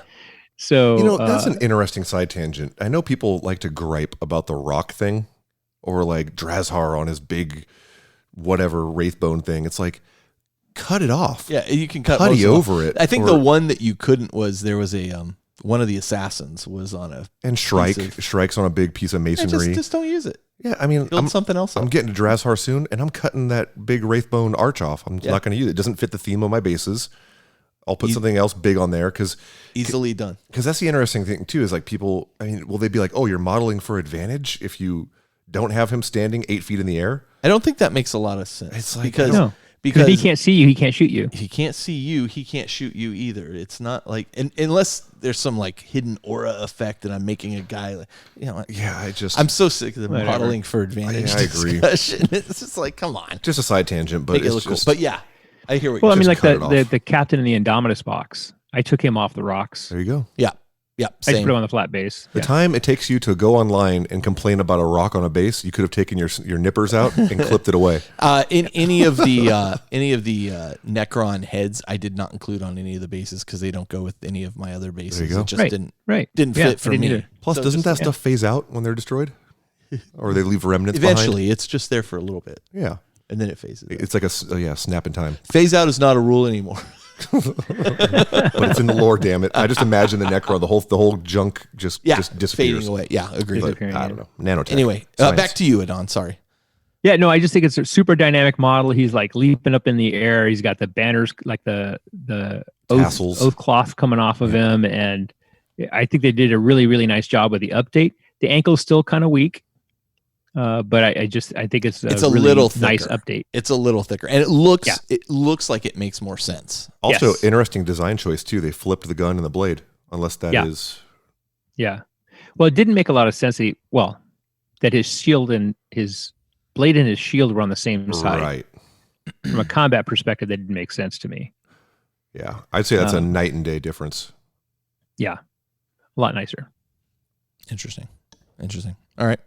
So let's move on to, good set of models there. I think good. Absolutely. Good point there. Yeah. So let's talk a little bit about the rules around each of these guys, and do they match the lore? Are they any good? Would you put them in your army if you had a choice? Yep. So I have played against Necrons a lot, especially with Aaron. And Aaron, for a long time, would always take Imatech because there's certain abilities he has that he really, really liked. And in particular, his what do they call it? Call of the Storm ability.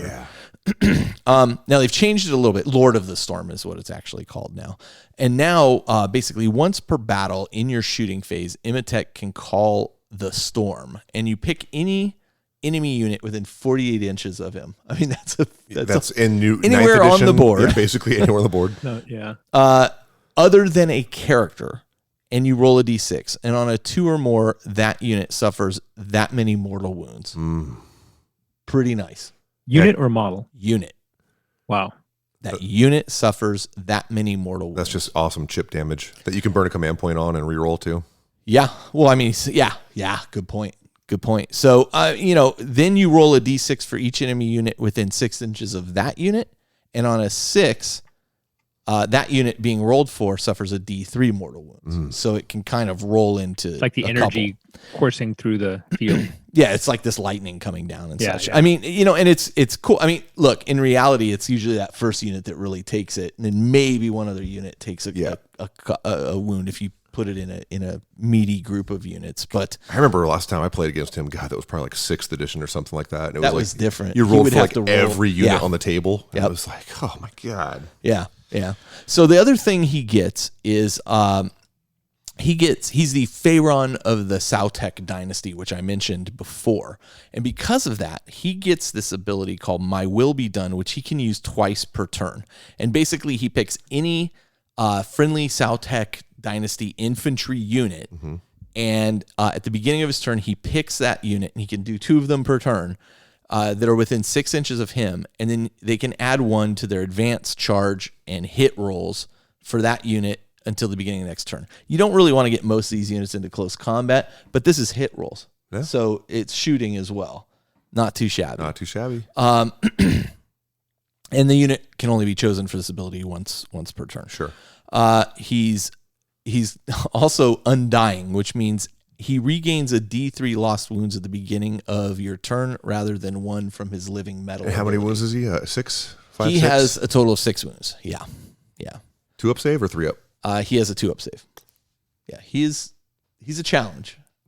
I've killed him a few times, but he's a challenge. Is there rules for that big old fist, or does that thing just summon the storm? It's the Gauntlet of Fire. It has a range of 8. It's assault D6, strength 4, damage 1. Automatically hits target because it's a flamer. Okay. Not that big a deal. He also has the Staff of the Destroyer, which is an 18-inch assault 3, strength 6, minus 3 AP, 2 damage weapon. That's pretty good. So that's not too bad. BS 2 up? And then he's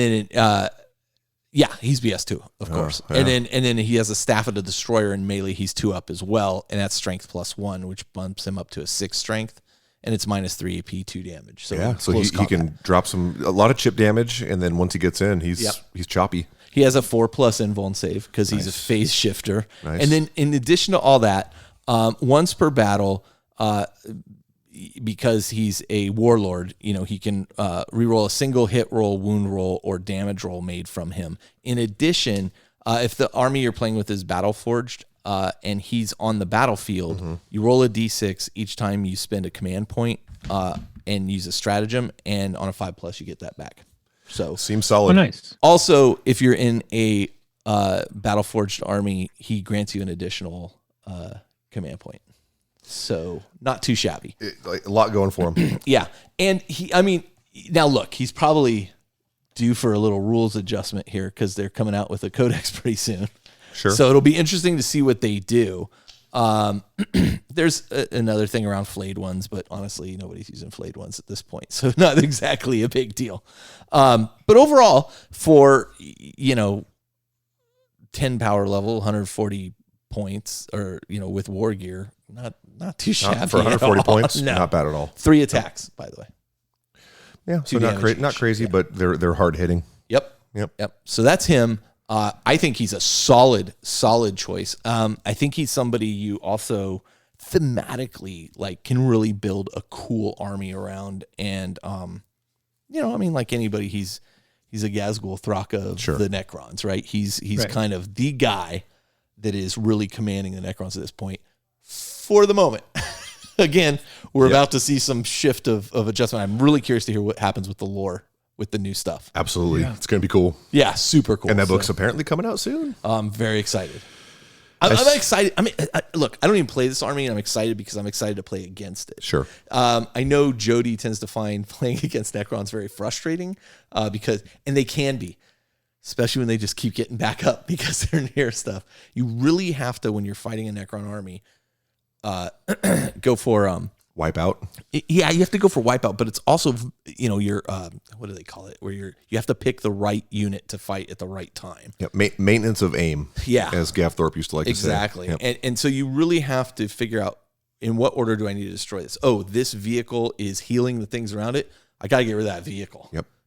And then most armies in 40K are like that, right? You're playing against Adon's Tau. You probably want to kill the drones first. Target priority. That was the word I was looking for, or the phrase I was looking for. And of course, you can either go online and get that information, or learn the hard way by getting your butt kicked against an army you never played against, Or do both. or do both. I'm excited too for my buddy John, who I got into the hobby. Is he playing Necrons? I warned him. I said, this is a rabbit hole, and he's the kind of guy too. He doesn't do anything halfway. Yeah. It's just all in, but he's going to be focusing on the Necrons. Ah, that's exciting. Which is cool. I'm like, dude, we can literally sit here and paint these things up in a weekend. You know, literally. Oh, what about that new freaking the new monolith? So good. right? It's got the Necron coming out of it. Aaron owns like 7 monoliths. I'm like, hey, check God, out the new really? one. Yeah, because he got So a what's bunch. the, He got a bunch footprint? in a what's his name? John from Santa Cruz was selling a whole bunch Sure. of stuff, and he like 2 of them don't have all the pieces, but he's like, whatever, I can use them for ruins. He's gonna buy a new one. Yeah, the sickness runs deep. Dev hit me up recently. He's like, hey, something bad happened in life, and he came up on all these Eldar figures. He's like, do you need any? I'm like, need is a strong word. What were you gonna say it on? No, just do you know what the difference in the footprint is of the new Not a monolith clue. and the? It Not a looks clue. like it's It pretty looks similar. bigger. It looks a Close. lot bigger. Really, you think? The current one's pretty big. Yeah, too. because you can use the Necron model that's coming out of the portal on it scale. for Right. scale.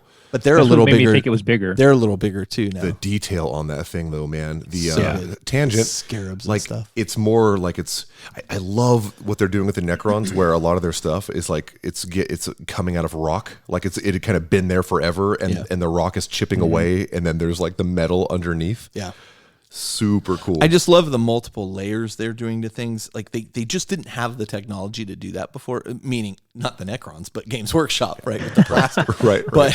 But now I feel like now they've mastered this technology to a point where they can make their vision appear on the table, how Sure. they envision it a little bit better. Well, I agree. The scary thing is, though, they keep outdoing themselves. Oh, It's like just when you think they can't come up with anything cooler. It's nutser. I mean, think about Necrons when they came out. It was like, ooh, green glowy rods. Awesome. But look at them I thought now. that was a cool idea, but I mean, now, at the time, yeah. but Now sure. you're like, all right, time to move on from the green glowy rod. I think we're going to see a lot. All right, what about you, a lot of Justin? Necrons. How the rules on her? They match quite well. She's because again, back to all her different paths. I mean, first and foremost, she's mostly a psyker. She can cast, she can cast 2 powers and deny 1, and then she also feeds off of the souls of destroyed enemy units nearby. Ooh, let me check that. Is it enemy or friendly? I want to say it's any unit. It's dark in the Astronomicon. Sorry. But she basically feeds off of dead things around her, and if a psyker dies around her, she actually can gain a psychic power. So she she's she's sucks in the feeding off soul, of But feeds I off think that's of a it. friendly psyker though. On that one, Her rule is the Herald of Enid, and when another Eldari model is slain within 6 of the model, Yeah. you roll die. On a 4-up, she regains a lost wound.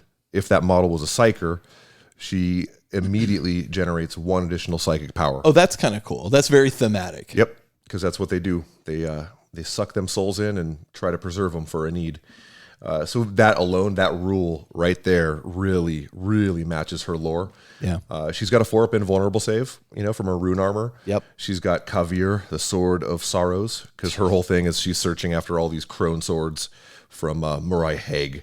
Crone swords are what? They're swords from Crone worlds, or They were basically some of them might be on Crone worlds, but they were blades that were like forged. Oh God, were they forged by Vol or Murai Haig? I want to say they were forged by the witch goddess of the gotcha Eldari. by one of the Eldari gods. Yep. Sure, And so yes, she's trying to what you said. she's trying to collect all these things. Gesundheit. Exactly. But her blade it's decent. It gives her +1 strength. So she's strength 4. She's an elf. Neg 2 for D3 damage. Okay. And she's got 4 attacks. D3 damage is no joke. Though. So she has how many? She's got 4 attacks. Okay. Hitting on 2s. All right.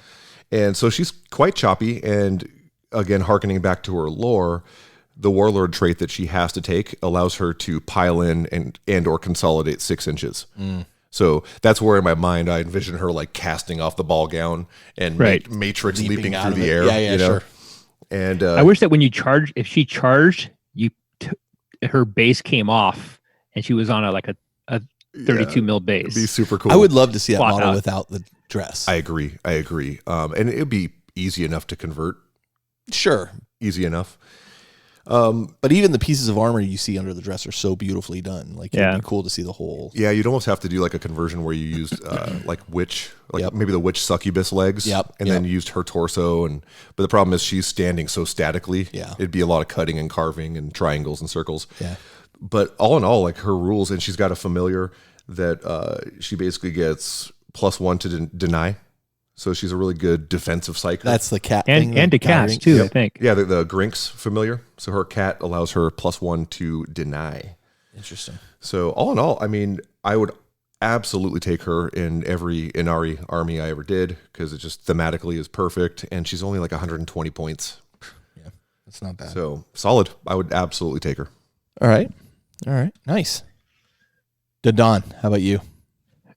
So his basic 40K rules are pretty And again, to remind us, we're talking about Farsight. Farsight. We're talking about Farsight. He's not really that much better than any other suit commander. I don't, they have this cool thing where once per game, it's almost like calling a Wa. They can call the Mont Ka, which lets them advance and shoot as if they hadn't moved. Mont Ka means Wa in Tau. In Tau. Or they can call the Kion, and the Kion is basically you don't move at all, but you can reroll all failed hit rolls for attacks. Nice. And that's on all friendly units within or fully within range? Or just him? Any friendly units within 6. Wow. That's a general commander rule. Okay. And so in his case, so many shots. In his case, he can do an additional Mont Ka, even if the other one's been called already. Oh, interesting. So it's normally only once per game. He can double up on it. Yeah. Right. It's okay. Okay. He his ranged weapon is strength 6, AP -4. Okay. That's pretty good. 2 damage. It's like a plasma gun, basically. How many shots? 1 rapid fire 1. Okay. It's basically a plasma rifle. Okay. Right. And in a regular game, I guess you could take him just because it's a cool model. He's only 130 points, really, with 4 attacks. But to me, where he really comes into his own, where he really kind of folds into the lore, is if you take him as part of the 8, which is the entire. It's basically gonna be like 75% of your army in terms of points. But who cares? They have an AI guided broadside with them. There's all these different. This is kind of like his commander bodyguard. Yeah, and they're all commanders. They're all unique individuals. Yeah, they're all unique. And when you look at the rules for these guys and you look at how they play on the tabletop, it just totally comes to mind from the fiction. It's just this is the 8 that's who they are, and so when he's part of that larger group and with the synergies that they have, then you're like, yeah, okay, that's pretty cool, and it to me it matches the lore. It's a ton of points. So, you got to think about that. You're not going to play this in a tournament. It's going to be a lore-based army. But the hard part is, it's like all 8 guys have their own special rules. Keeping track. And of all that. if you if you look it up on the 40K app and you look at the data sheet for the 8, you just keep scrolling and scrolling and scrolling and scrolling. And so that's one of those things you'd have to have like a laminated sheet to remember what they all do. But it's really cool. It really, really matches the lore. I could imagine them streamlining it in some way. But in terms of the way that it's set up, I just think it's really cool. So I probably wouldn't take him by himself, but if I was doing a project to create the 8, I would definitely run it like that. I know my son plays Tau, and so Israel did that. He painted up the 8. Yes, yeah, of course he did. It's beautiful. How many Tau armies has Israel painted? Probably 2 to date? Full ones, but they're massive. Probably right? 8. I feel like if he is the Tau 80,000 master points or something. Yeah. Very cool. Yeah, very cool. All right, so so where do we see these heroes? Like, what supplements are they in? Well, Imhotep the Stormlord's really only in the Necron Codex in 5th, 7th, and 8th. He is mentioned a little bit here and there in other areas, but not really in depth. There is a story I'll talk about in a little bit that is actually from detailed out in a White Dwarf, like issue 292 or something like that. But yeah, not really represented a lot. The interesting thing was I saw a lot of complaining from Necron players when Psychic Awakening Pariah came out, because they were like, oh, I only get one model and there's only one unit. And now, where's the complaining now? Right? Like, holy cow, I've never seen a range redone like this in a long time. So I'm excited. I'm excited for them. I'm very excited for them. Absolutely. So that's kind of me. Justin, where's she represented? So she's been in all kinds of the new Psychic Awakening books, like Phoenix Rising, Gathering Storm, Rise of the Primarch, where she helped revive your beautiful Rabute Guilliman. Right, end of 7th, beginning of 8th. Yep. Yeah. Fracture of Bael'tan. Yep. And then, of course, the very interesting... A tough read, by the way. Fracture of Bael'tan. Yeah. Oof. The May 2019 White Dwarf, where we saw the Inari rules that's right. get nerfed, Yeah. to put it lightly, and the tears of the Inari players floweth forth. Well, the cool thing about that is to be honest, when they cry those tears turns into soul stones. Sure. Soul stones, yes. Sure. And she regains wounds that way. Lumps them up. For every time you cry at the table, she regains wounds. Yeah, that was some interesting play testing. That was rough. And now, I mean, the Inari, look, are they top tier? Who knows? It's 9th edition, but they definitely something needed to happen with their rules. I mean, it was when they first came out, yeah.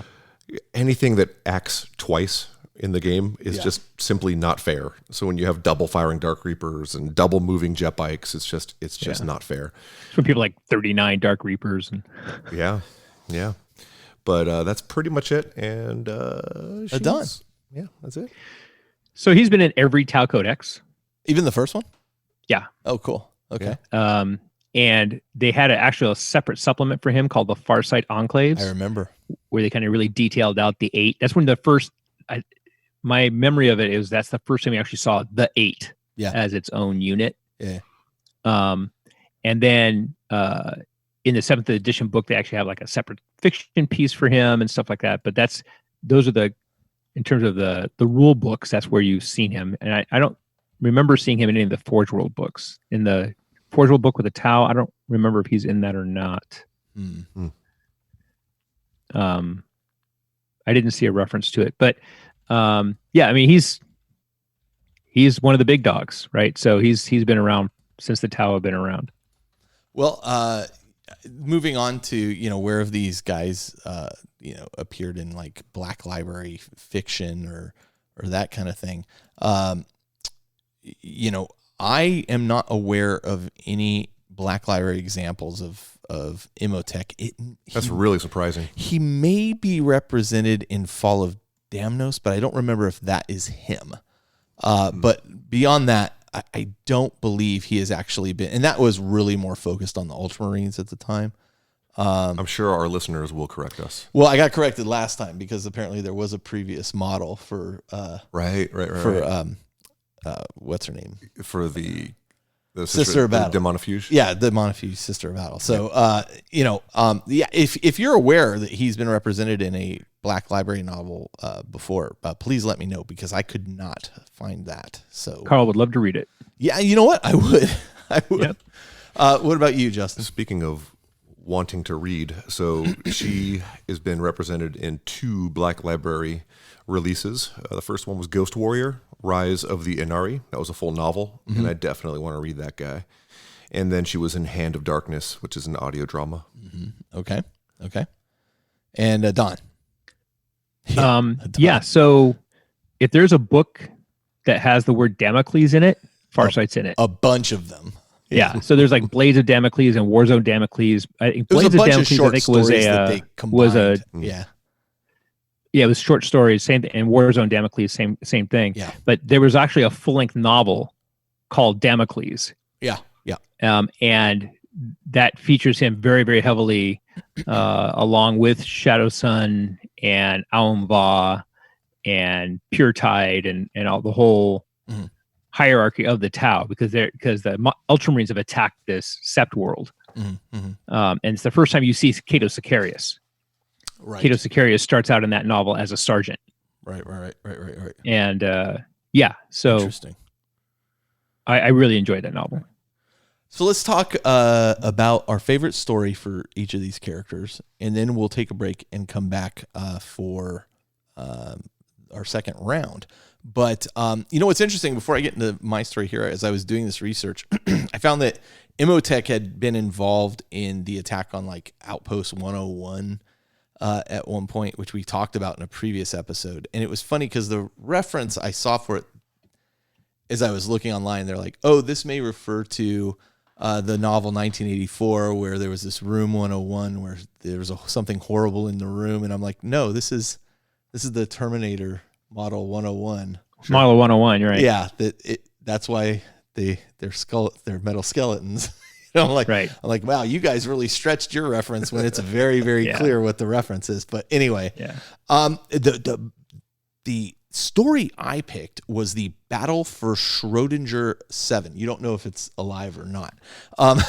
But, I'm glad you said it, because I was just about to. I know that's a terrible joke. But so this takes place, earlier in the 41st millennium, and Imhotep the Stormlord basically attacks this frozen world, this imperial ice world of Schrodinger 7.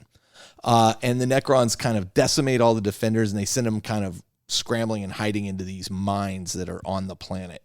But not before they're able to send out like this astropathic choir signal for assistance. Sure, as they do. Answering that comes the Black Templars, who like do this swift counterattack. But by the time they go to counterattack, Imhotep has like already set up all his Necron defenses and set up his Necrons in these defensive, stances and whatnot. And so then the Helbrecht himself leads the Black Templars as they try to like take the world back from the Necrons. Well, eventually Imhotep and Helbrecht meet in single combat, as you do in these stories, right? But it's funny because I picked Helbrecht last time, and so when I saw this, I was like, "Oh yes, this is the fight so on the bridge." They meet on this, frozen ice bridge, and they're like battling it out. And Helbrecht is like, driven by his like zeal and his faith in the Emperor and all this, and hatred of Xenos in particular. And he's dealing like all these blows to Imhotep, but Imhotep's just like healing the blows quickly. Imhotep's not as fast as Helbrecht, and not as great a swordsman or fighter, but he's tough. So Helbrecht's like landing all these blows, but he never really lands like this crippling blow. And as the duel kind of draws on, like Helbrecht eventually is kind of getting exhausted and just getting worn down, because Imhotep is like, he doesn't get tired. He just keeps like attacking, and he ends up beating him kind of down to the point where Helbrecht's kind of like bleeding from all these wounds that he's received. And then Imhotep kind of has the upper hand, but instead of killing him, severs his right hand. Yeah. To remind him of his much deserved defeat. And then he like tosses Helbrecht off the ice bridge. Yeah. Wow. And the surviving Black Templars like recover him and like drag him off the planet. And the Black Templars retreat, and the Stormlord like basically holds this planet. And so after this, they have to do like this penance crusade for 5 years. Helbrecht eventually makes this pilgrimage after that to pray at the hand of Rogel Dorn, which is the thing in the Phalanx. And there he comes to realize that the loss of his hand is kind of represents and symbolic of the Primarch sacrificing his hand as well.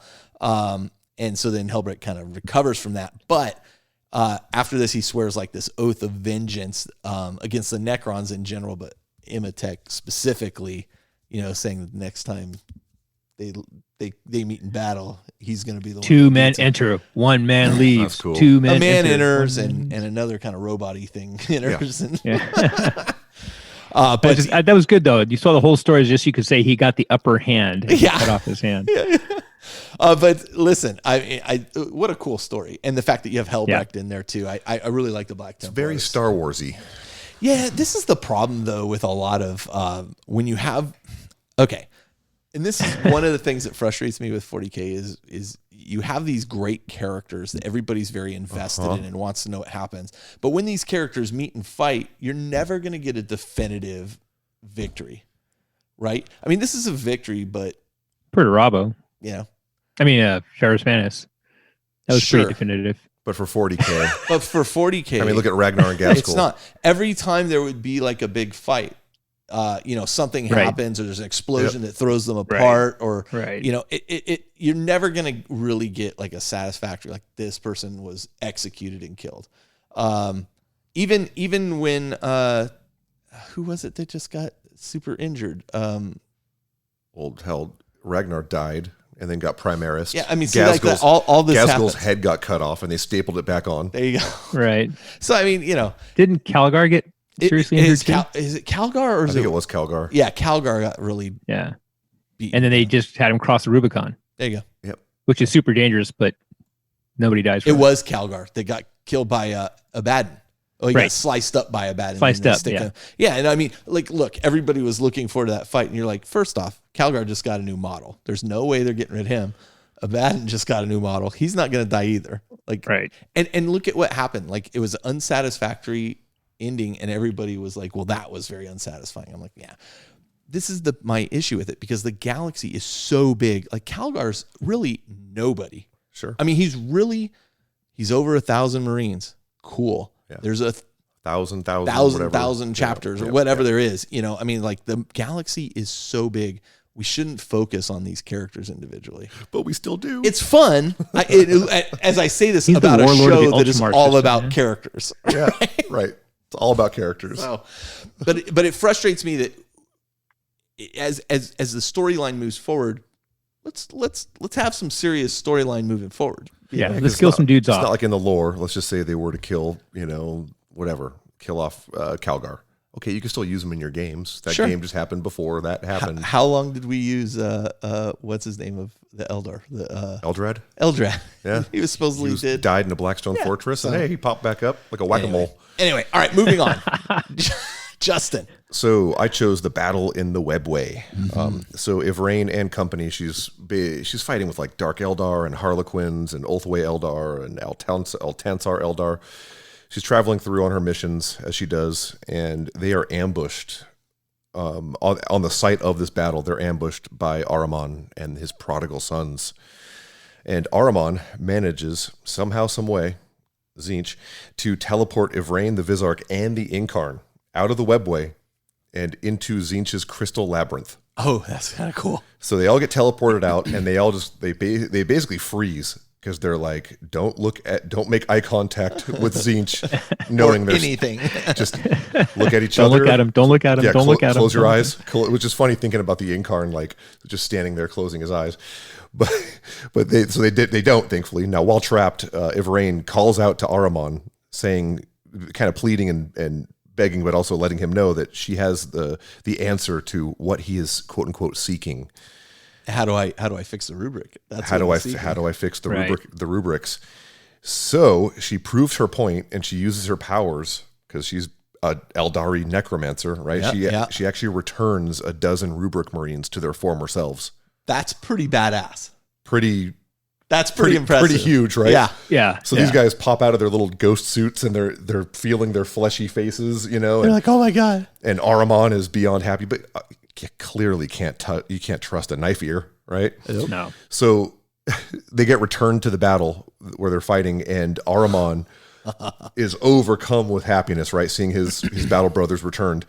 Ivrain has a Wraith Knight tear a hole in the side of the Webway, and they all get sucked into the warp. To the warp, yeah. And the guys who just got returned to life. All the guys who got returned just instantly whoop, sucked right back out. Oh, that's so obviously like, psych. Ahriman is a little upset. He jumps on a disc and he chases after his rubrics to try to save him. Oh, that's pretty badass, though. Yeah, it was really epic reading that. I'm like, oh, that is cool.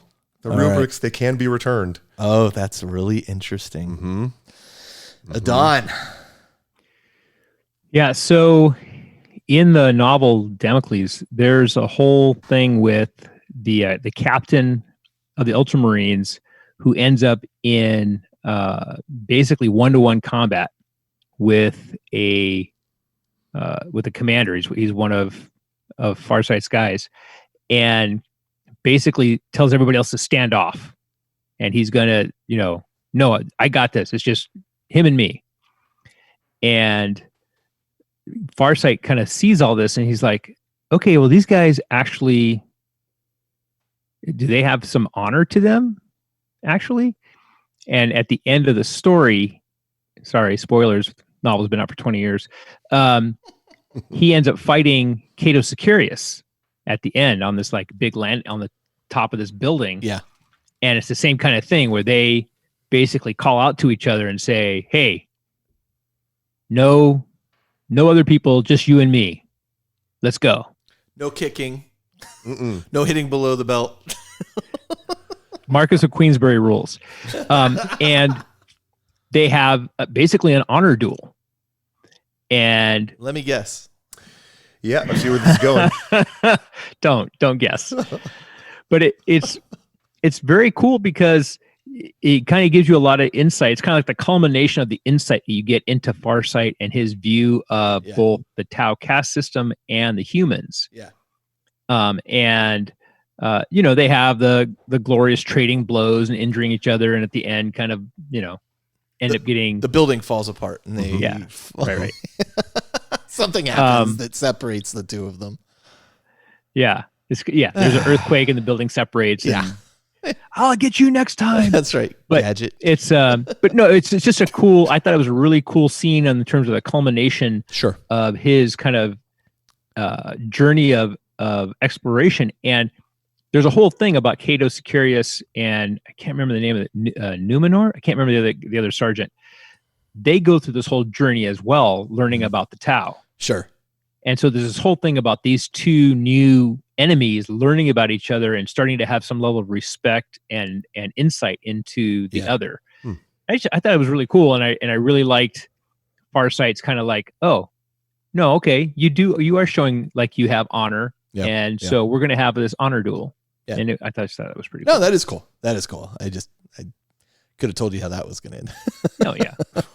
All right. Well, listen, on that ending, the earthquake is separating us, and we're going to take a short break, and we'll be right back. Hey, guys. I'm Caleb. And this is Kat. And we are CK Studios. We want to invite you and your friends to come paint with us at one of our exciting and fun-filled airbrush and hobby weekenders. Our weekend workshops are 2 days of intense hands-on training, working directly with and learning from some of the top gaming artists in the industry. Whether you're brand new to miniature painting or an experienced veteran that wants to up your game, CK Studios has the workshop for you. Our workshops cover everything from learning the basics and building confidence in airbrushing, all the way up to creating that centerpiece model for your army or display case. For more class info and our upcoming schedule, you can find us on Facebook at CK Studios Come Paint With Us, or register directly at ckstudios.bigcartel.com. If you can't find a class near you, that's okay. Just contact us and we'll bring a workshop to you. All right, and we're back, and we're continuing our Champions of 40K Enigmas of the Xenos 2. Boom. With let's go in reverse order this time. Adon, you get to go first. Oh. Who have you now picked? Oh, you're on a roll. You're on a theme here. I'm on a theme. I'm specifically on a theme. This show is dedicated to my son Spencer, who is repainting all of his Tau from the little fancy bright colors he painted when he was, 7. Much 6. younger. All the testers' paints are getting stripped. And now his stuff is like really cool blue and gold theme, and he's doing undercoats that are look really, basically he paints much better than I do. But anyway, so I picked Shaso Chacera. Gazoon height. Or Commando Chacera, or who you all might refer to as Shadow Sun. So much easier. Yeah. Let's go with that. Shazo. She's Shazo Chacera. And she is who? She is basically she's the top dog of the Tau currently. Okay. She was there's a whole story about her, but she is the lead Tau commander at the moment of the Firecast. Yeah. Okay. And her specialty is stealth. Got it. Okay. Or it was when she first started. Who'd you pick? Continuing with the theme. Knife ear ladies that are wicked awesome. I went for Lilith Hesperex, the Queen of Knives. She is the leader of the Cult of Strife. All right. And prize of Kimura. Nice. All right. I went with an oldie, not around anymore.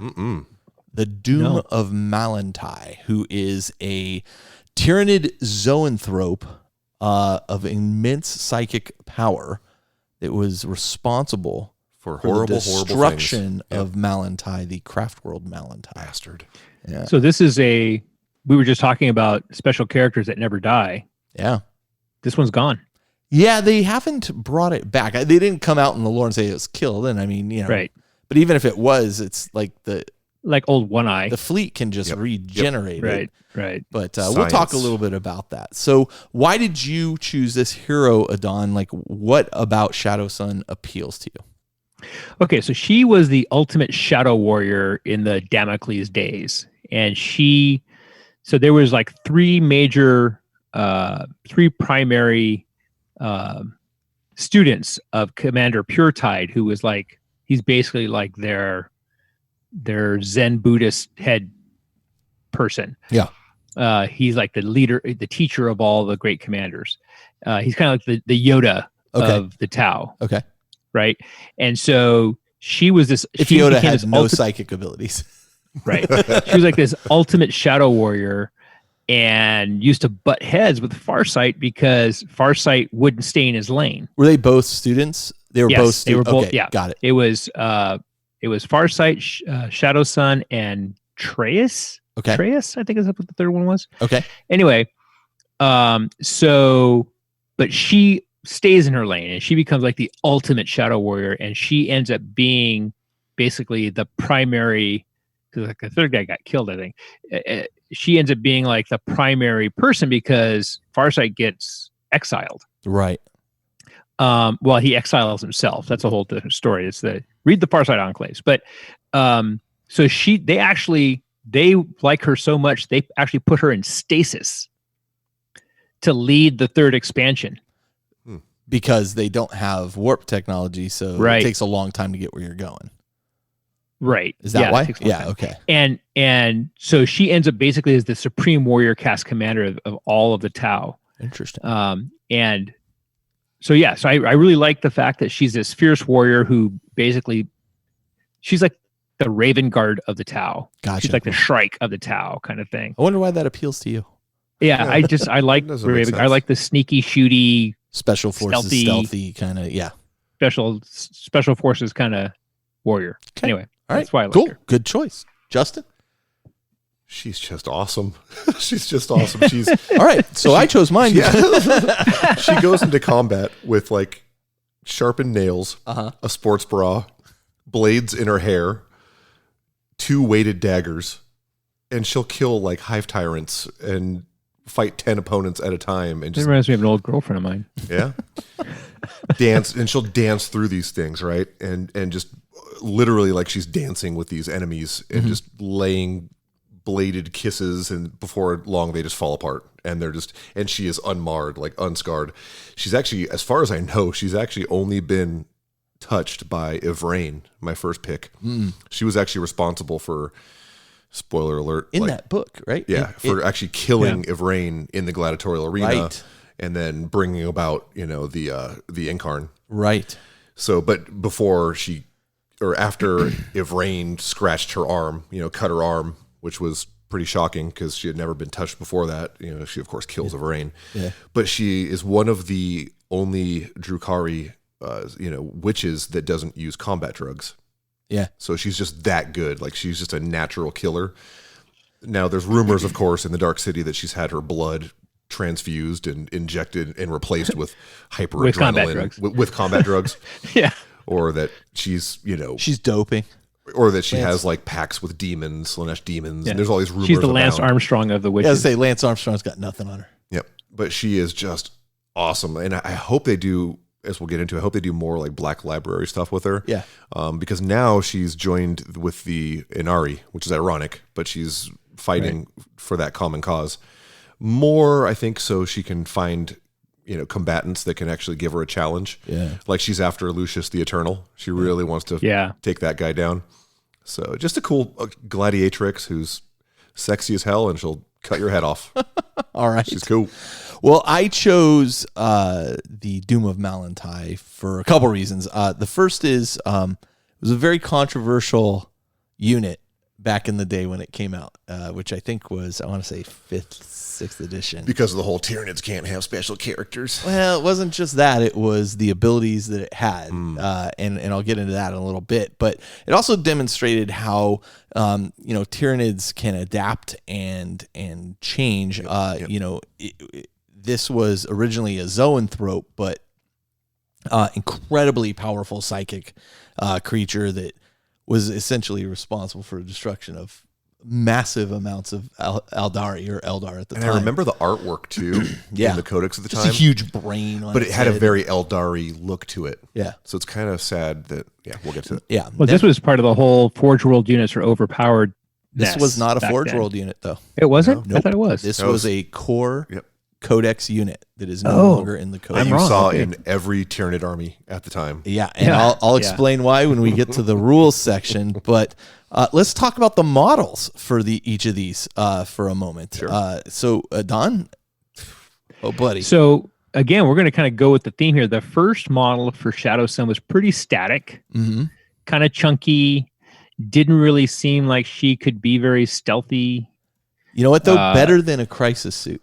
Yeah, I would agree. Like I liked it better than a crisis suit by a long shot. Right, but all it is basically is a beefed up stealth suit. I mean, she's a stealth suit commander. Yeah, right. Yeah, she has she had an XV-22 stealth suit. That was her armor. Yeah, and her special drones. I do love the look of stealth suits. Actually, they are cool. Yeah, they are. I like them. Yeah, we'll give them that.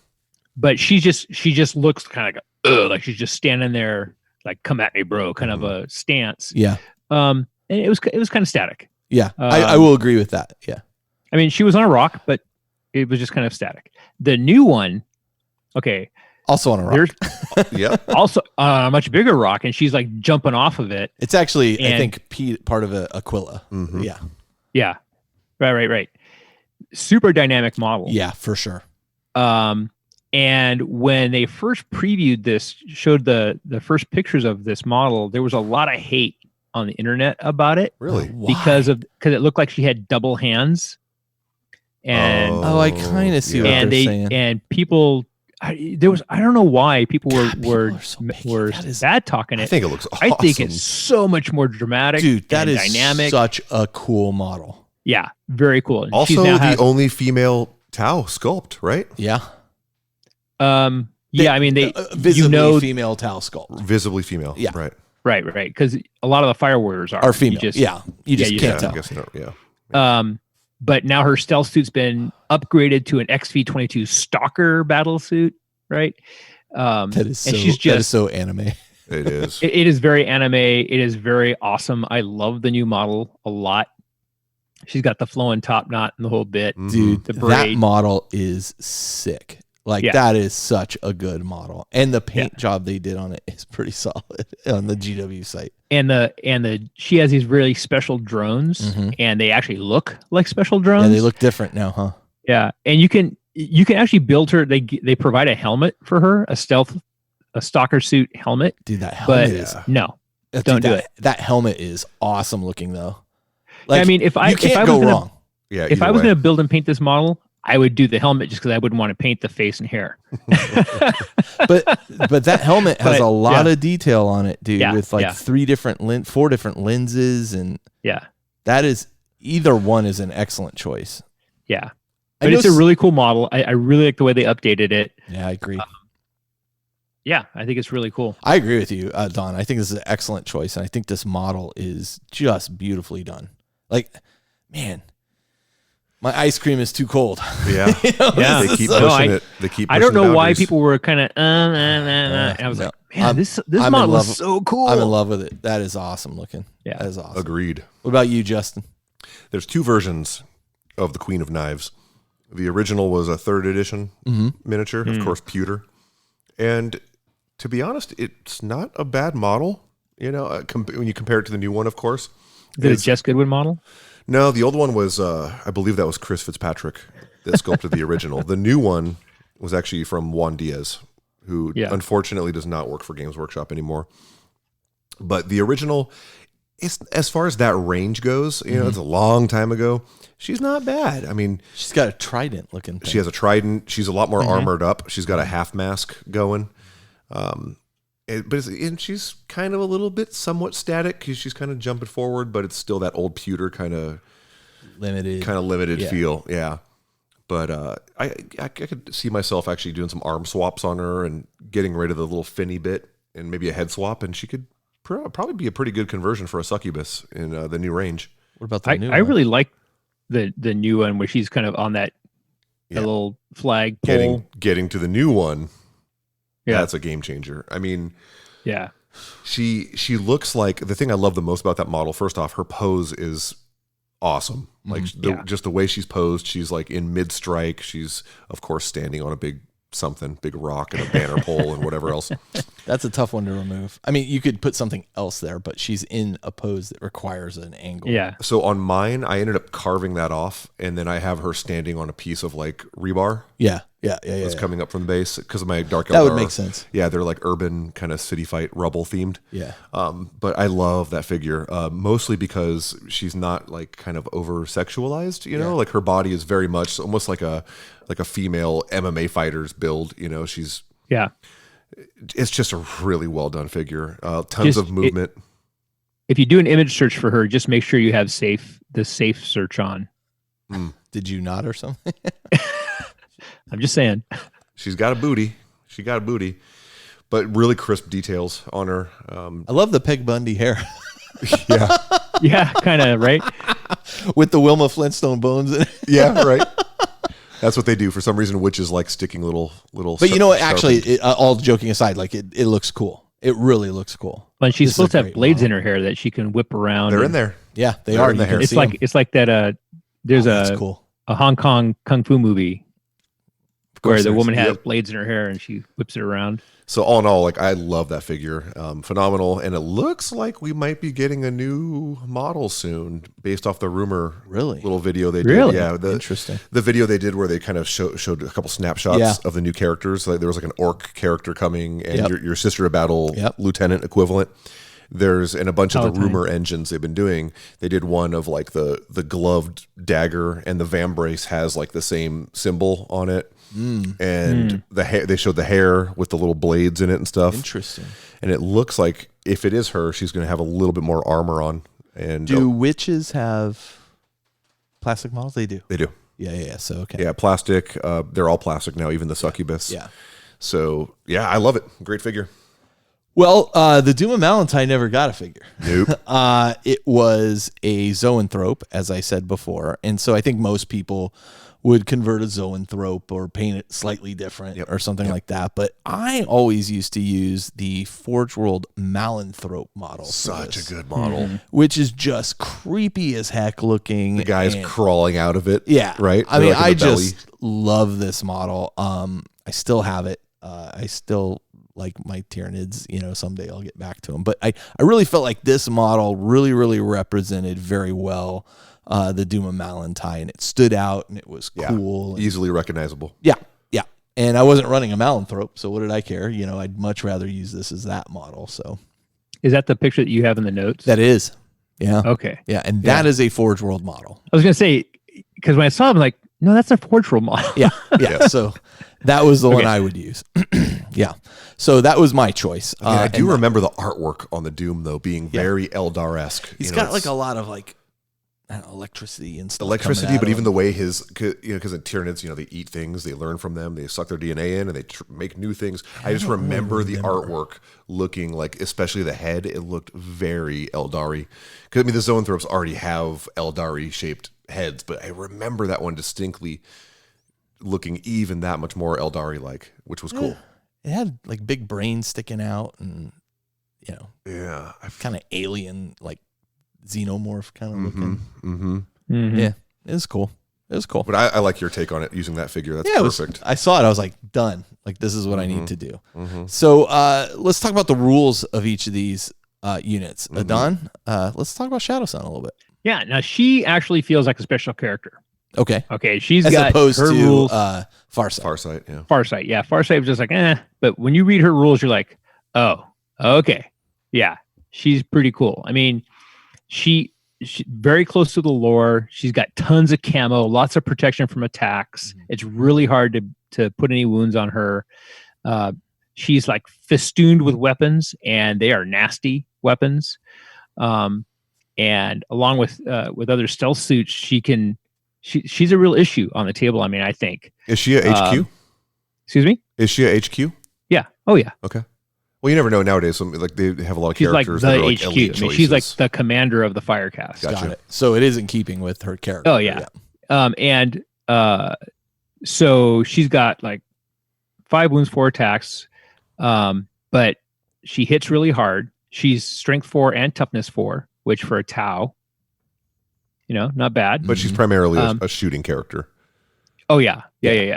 But she's got like tons of ranged weapons. I'm not going to go through all the profiles because there's a lot of them and they're nasty. But she also can do the thing where she can call the Mont Ka even if the other 2 have already been called. So it's a very similar ability to Farsight. But just in terms of the synergy she has with her drones and other stealth units and all the weapons that she has for 135 points. I mean, you had to pay extra for the drones, but she's not bad at all. She's got. It's funny because in your notes you say 135 drones, and I'm like, whoa. No, 135 plus drones. Got it. That sounds fun. But she's got a 3-up and a 4-up invuln save, plus good luck getting any wounds on her anyway because of the drones and the other protection and camo she has. She's hard to hit at range. It's just really, really good rules with her. Like I said, it matches the storyline of her really well, I think. And I was talking to my son about her. I was like, what do you think of her rules? Because when I read them as not a Tau player, he goes, "Oh yeah, you take her. She's awesome." So, and when I asked him about Farsight, it was just kind of like this ... response. Yeah. But no, I think she's a very cool character for the rules and the points that she is and the weapons that she has. It's like, look out. All right. It's going to hurt. What about you, Justin? Her rules match her to the T, like perfectly. She is a blender when she gets in. She's not insanely strong. I mean, she doesn't use the combat drugs, but she can choose to increase stats at the beginning of a battle round. You can either give her +1 to movement, strength, toughness, attacks, or leadership. And then if you choose movement is +2. Her base move is 8. So she's moving 10 inches. Yep. What you really want to do with this lovely lady is give her the Blood Dancer Warlord trait, the Cult of Strife Warlord trait. Yeah. And at that point, she gets exploding attacks. Oh, yeah. Oh. So 7 attacks from her blade on the charge. Jeez, man, she's fast. Rerolling 1s, hit rolls of 6s explode into 3 hits each. Oh my goodness. And on turn 3, because power from pain, on 5s and 6s, they explode. Right? And her basic attack is... so building that synergy with the power from pain and all that, Right. Exactly. Yeah. Oh, wow. Warlord traits and the synergy of just the Cult of Strife. She is an absolute blender. And one of the rules I like that she has, which is a league apart. Whereas if she's fighting, you really want to get her into combat with enemy characters. Yeah. Where she's rerolling all hit and wound rolls. Yeah. And then gaining all the exploding attacks. And she's also like the head mistress of the Cult of Strife. So all, including herself, she's always rerolling 1s because of herself. Right. But does the same with friendly units nearby. Yeah. In addition, Right. So she hits with another unit, then forget about it. oh yeah, She wipes units. yeah. I mean, you have to have her just leading, unit of witches. You have to, and her hair gives her an additional 2 attacks. Because she's got I love blades it. woven into those things, and they actually act like a shard net, which is the witch kind of gladiatorial weapon. So she can prevent you from falling back on a dice roll. So it's hard to get away from her, but she is fragile. I mean, she's got a 3++ invulnerable save because she's just good at dodging away from things, but she is toughness 3 with 5 wounds. Yeah. So you probably don't want to charge her into something that's like super, you don't want to charge her into a full like aggressor unit and have her, she's more like a surgical instrument that you have her go in Right. and try to take out key enemy targets like characters. She's a character killer. Yeah, character killer. But she could wipe units too. Librarians. She could wipe units, but she can't really take a punch. Right. So you just have to be careful of that. That's why she doesn't get hit. That's true. And you can also burn lightning fast reactions on her to make her -1 to hit, to be hit. God. You know, so there's a lot of stratagems that you can use to make her stay alive even longer. And I would absolutely take her and have in several games. In fact, you have. Yeah. Several games. Yep. Yep.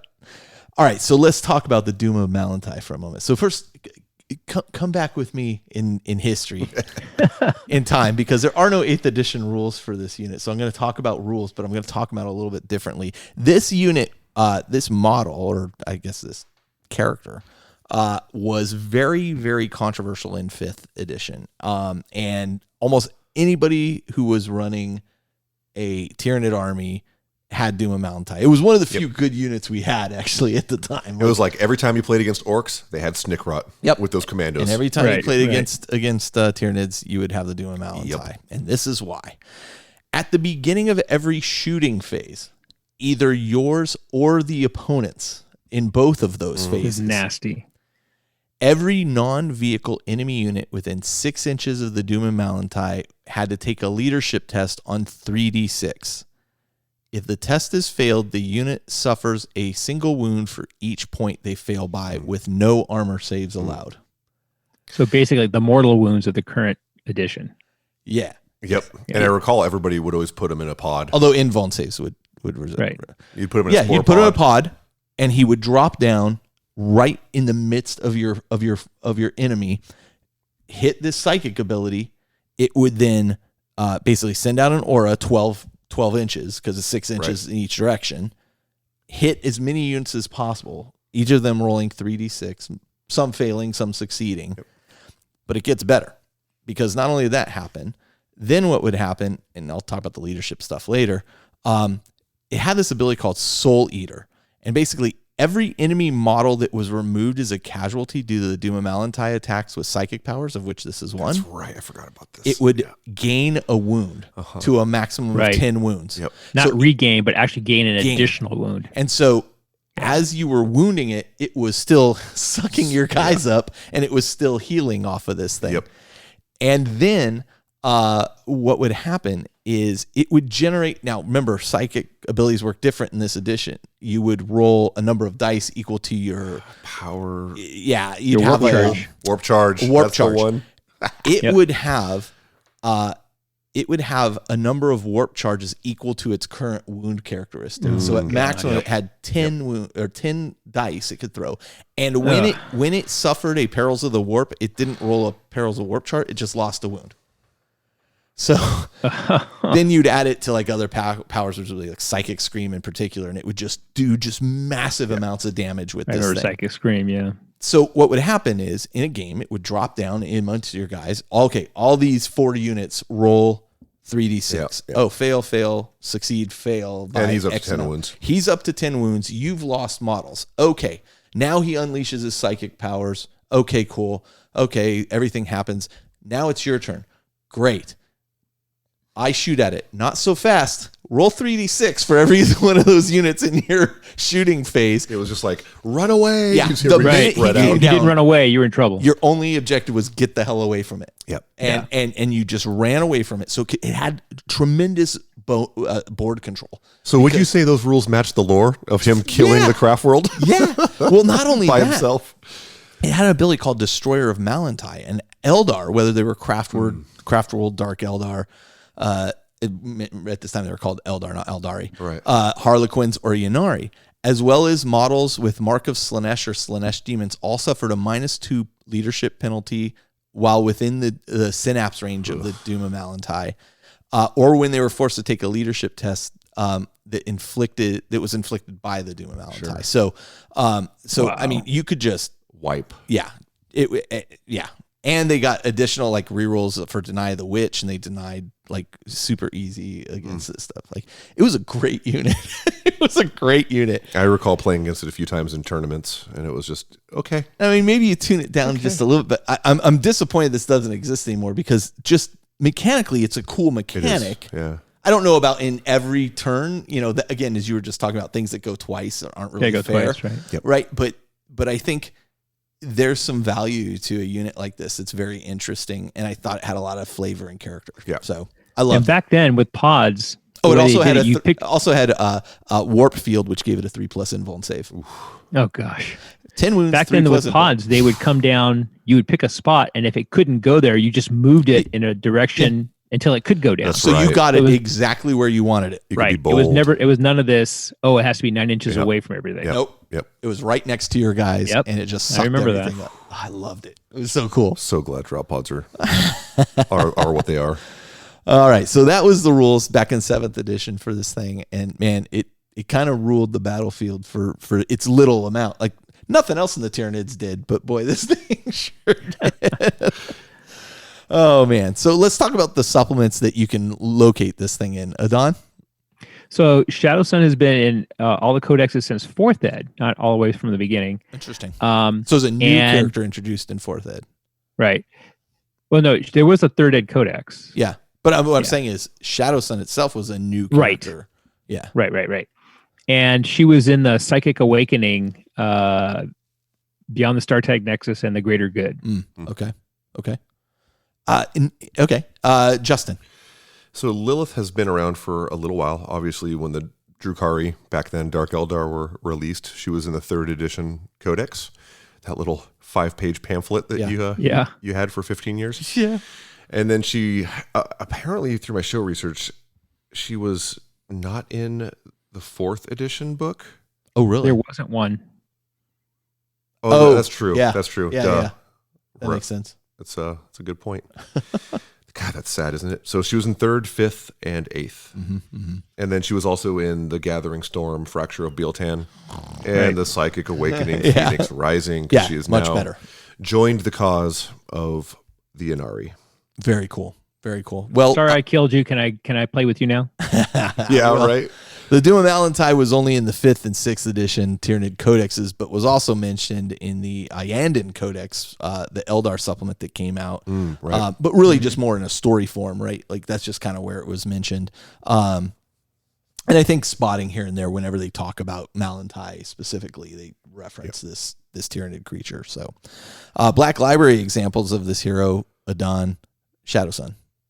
Yes, she was again in all the all the Damocles novels, all the anything with the word Damocles in it. It was she was in that. She's not in Blades of Damocles, but she was in the Warzone Damocles. Have you read them? And the novel. I read the novel. I have one of those books. I flipped through it, didn't actually read it cover to cover. Yeah, but I just kind of picked stuff out of it because it was a Warzone book. I'm curious how she's represented in them. I might have to go back and read them. I have not read them. Justin. So this is an interesting one. In doing show research, I came upon this book. And listeners, if you've read this book, it's called Warrior Coven. Yeah, I've never read it. By C.S. Goto. Yep. And it looks like it's a Death Watch that are going after these, after these Dark Eldar. And it talks about the planet of Hesperex. And Lilith Hesperex is there, and there's all of this craziness with her being like a Slanesh worshiper, like a Slanesh follower. So I don't know if that is just some kind of offshoot or... Oh, you know what it is? I think it's a... is it a full novel in itself, or is it a short story? I'm pretty sure it's a novel. Oh, you're right, it is. Yeah. Death Watch #2. Yeah. So it's in a... I think it's a short story amongst other stories. Okay. Yeah. In Death Watch 2. But I read the information on it and I was like, I could be wrong. It's got a cover of a book. And it's not that old either, as far as I remember. I've had a real difficult time with his writing, C.S. Goto's writing. C.L. Werner, I struggle with as well. Yeah. Just doesn't really work for me. But no, it's a book on its own. I'm mistaken. It's a full on novel. Yeah. Yep. So I'll have to look into that. Yeah. Interesting. But other than that, there hasn't been a whole lot other than just her kind of joining the Inari. So I assume as the Inari lore goes forth that they're gonna get more into her. Yeah. 'Cause she's a really cool character. I hope they do. Well, there's no Black Library mention of Doom Valentine. No. So, no. So that's an easy one. Although it would make for a great book. I think it would be incredible. I think it would be an incredible book. If you don't like Eldar, read that book. Yeah, read that book. Watch them get Watch eaten. them just get disintegrated. Yeah. So let's talk about our favorite story about this character. And I've got one. Yeah, we got one. But Adon, let's talk about yours. Yeah, so she is she ends up they keep putting her in stasis, and she ends up in the third expansion, and she ends up coming in for the fifth expansion, and she's trying to kind of decode what happened during the fourth expansion, because Wasn't that like the Lost expansion or something? Right. Yeah. Because Shertide basically becomes this super brutal guy. And so when they're fighting with Shertide's forces, they just like go over the top, just brutalizing, torturing, decimating enemies like the Tau never do. And she ended up kind of getting into this change conflict with Shertide, and actually ended up kind of getting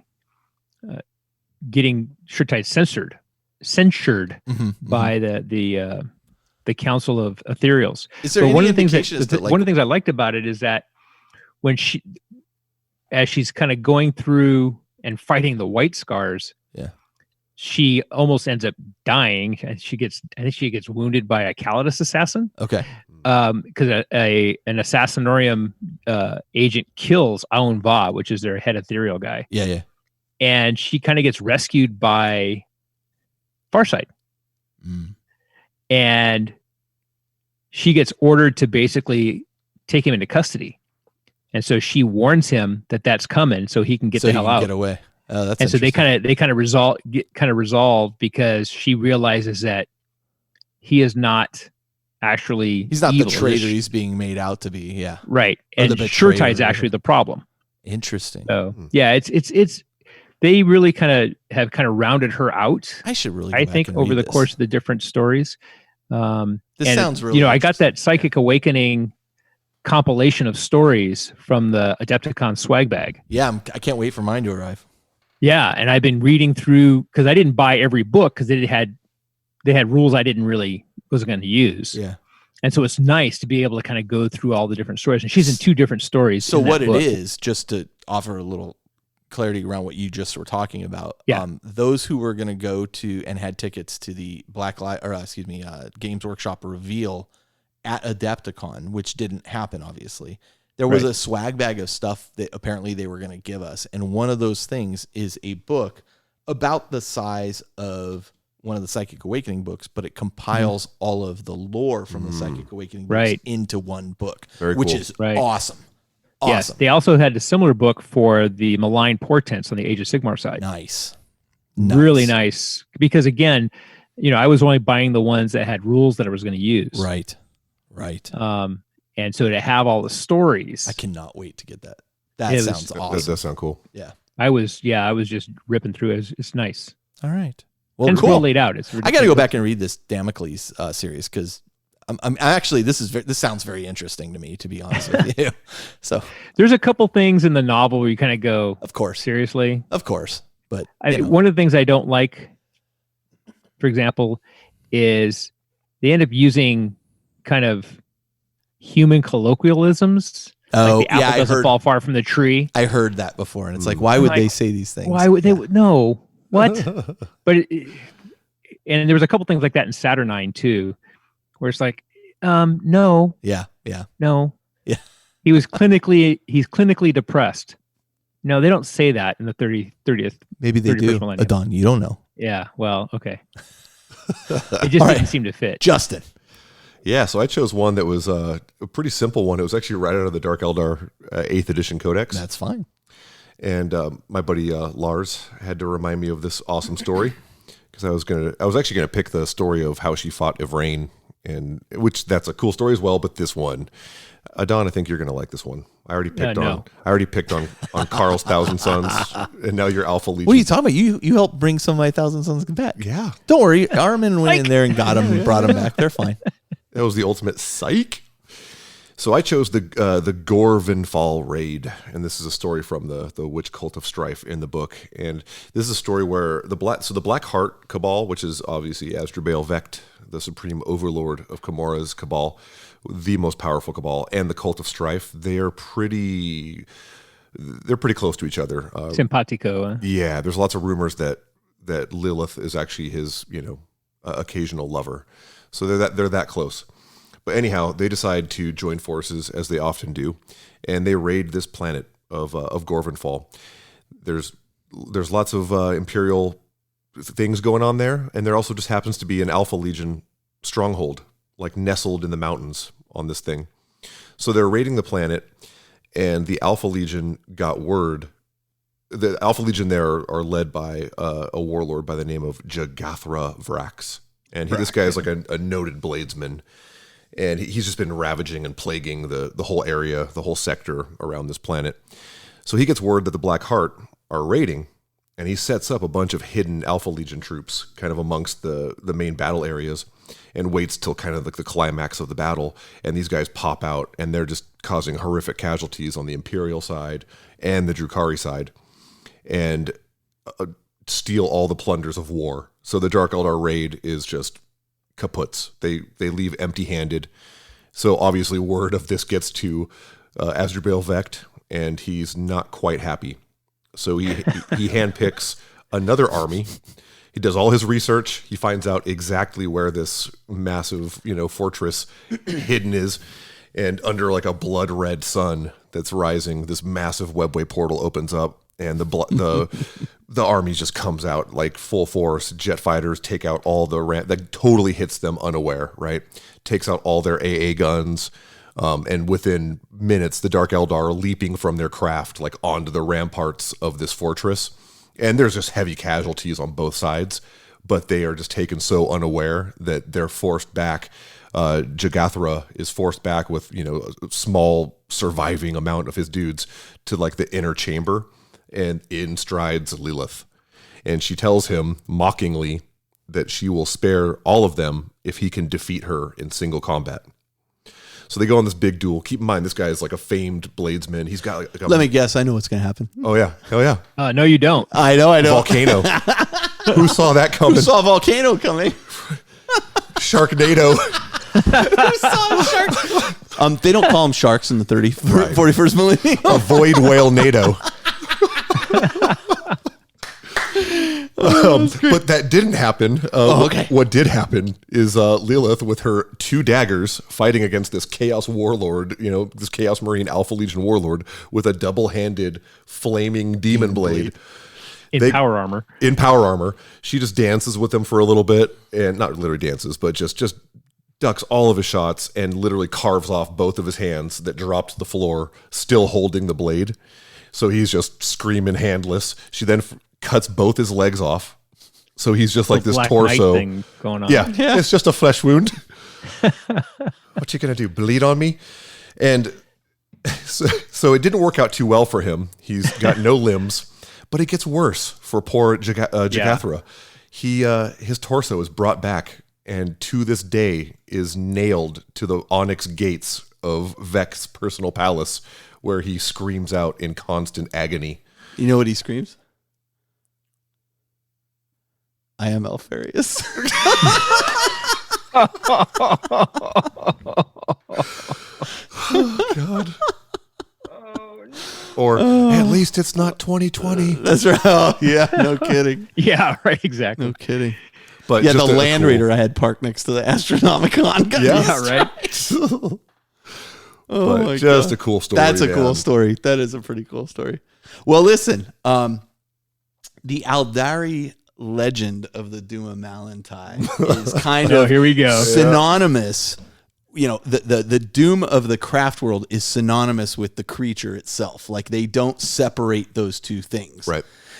And so what happens is during this thing, they were unaware of this creature that didn't gorge upon flesh and blood, but just sucked souls and life force of its victim in its wake. And so what happens is the craft world of Malantai is attacked by a hive ship, Yep. right? And the hive ship is kind of actually wounded and everything when it attacks Malantai, and so the Aldari are like, okay, We got this. We're good, we'll take right? care of this. Yep. I mean, yes, this is. I mean, like it crashes in, and there's creatures running around, and they're fighting all these creatures. But amongst these creatures is this kind of unassuming looking, zoanthrope that looks kind of sickly and everything. Yep. And so they kind of ignore that for, oh, hey, there's a Carnifex there, or a Hive Tyrant there, or whatever, and they're fighting this stuff, and they kind of leave it alone. And the Doom, as it comes to be known, kind of absorbs some life energy here and there, and kind of is gathering strength, and then it feeds upon the infinity circuit of the craft world. And once that happens, it absorbs so much power, it becomes nearly invulnerable. And it's it has so much psychic might, it can just like crush and pulp Aldari warriors at just like a thought, and it can like snap Wraithbone, war constructs and stuff. He's like the Tyranid equivalent of one of those little sponge animals you get as a kid, and you put in water, and you just exactly. That's him. Yeah. So SpongeBob Doom Pants here starts running around, and it's just like causing like towers to collapse and buildings to explode and all this stuff. And then it just, only a few of the Aldari are able to flee from things without being just psychically So it was like the fight scene up. in Man of Steel. Yeah, Akira. For that matter. Akira, yeah. Poor Eldari. And then basically Grey Knights end up finding the floating corpse that was the craft world, and there's like it's just silent. There's nothing on it. There's no sign of the creature that wreaked the devastation and everything. I mean, the fact that it fed on the infinity circuit is pretty awesome. That's nasty. That's a tasty morsel. That is a great little story there. And unfortunately, that's kind of all you hear about it. That's it. Except for the stories I told on my table. Right. All right, so that's it for this segment. Anything else we missed you guys want to throw in there before we kind of wrap up the segment? Good to go. Lots of cool characters to talk about. It's been fun. Really neat. All right. So we'll be right back as we close out the show.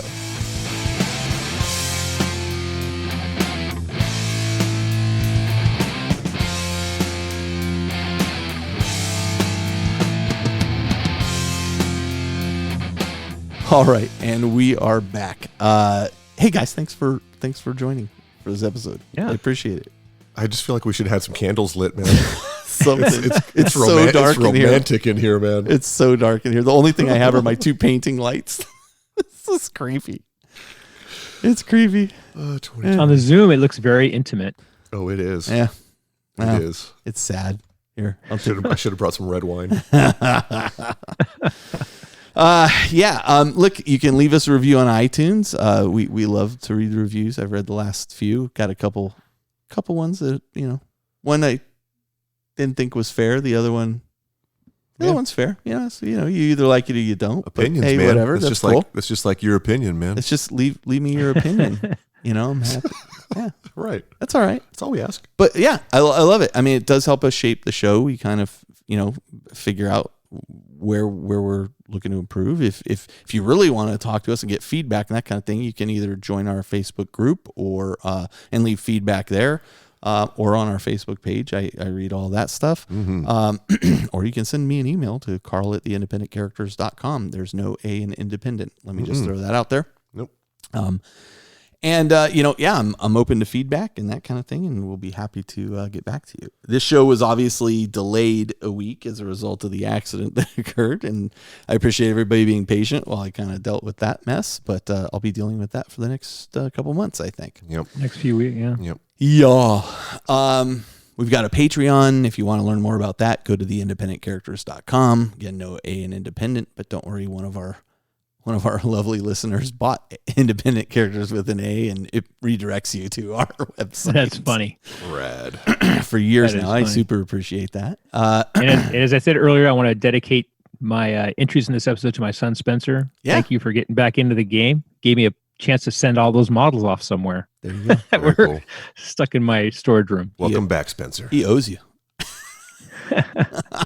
That's great. I'm excited that he's getting back. That'll be cool. Well, it's funny because every couple of weeks I'll find like the hatch from a devilfish. And it's like, hey, Right. do you need this? He goes, I've been looking for that. Of course. Your son's getting back in. I got a buddy getting started. It's a good time. great. It's a good It's time. a great to start. time to be a hobbyist. Yeah. All right. Well, you guys got anything you want to add before we move on? Let's do this so I can get home and paint some more. Okay. So, well, until next time, this is Carl. This is Adon. And this is Justin. And we're coming to you from the Astronomicon, where due to texting and driving, the Astronomicon has gone dark. It sure has. And all you need in life is a sports bra and a couple daggers.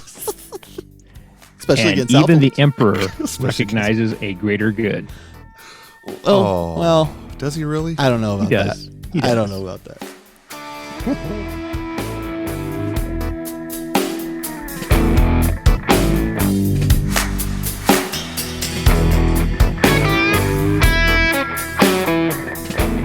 This episode of The Independent Characters is protected by the Creative Commons license. If you have further questions as to its use, you can find information on the front page at theindependentcharacters.com.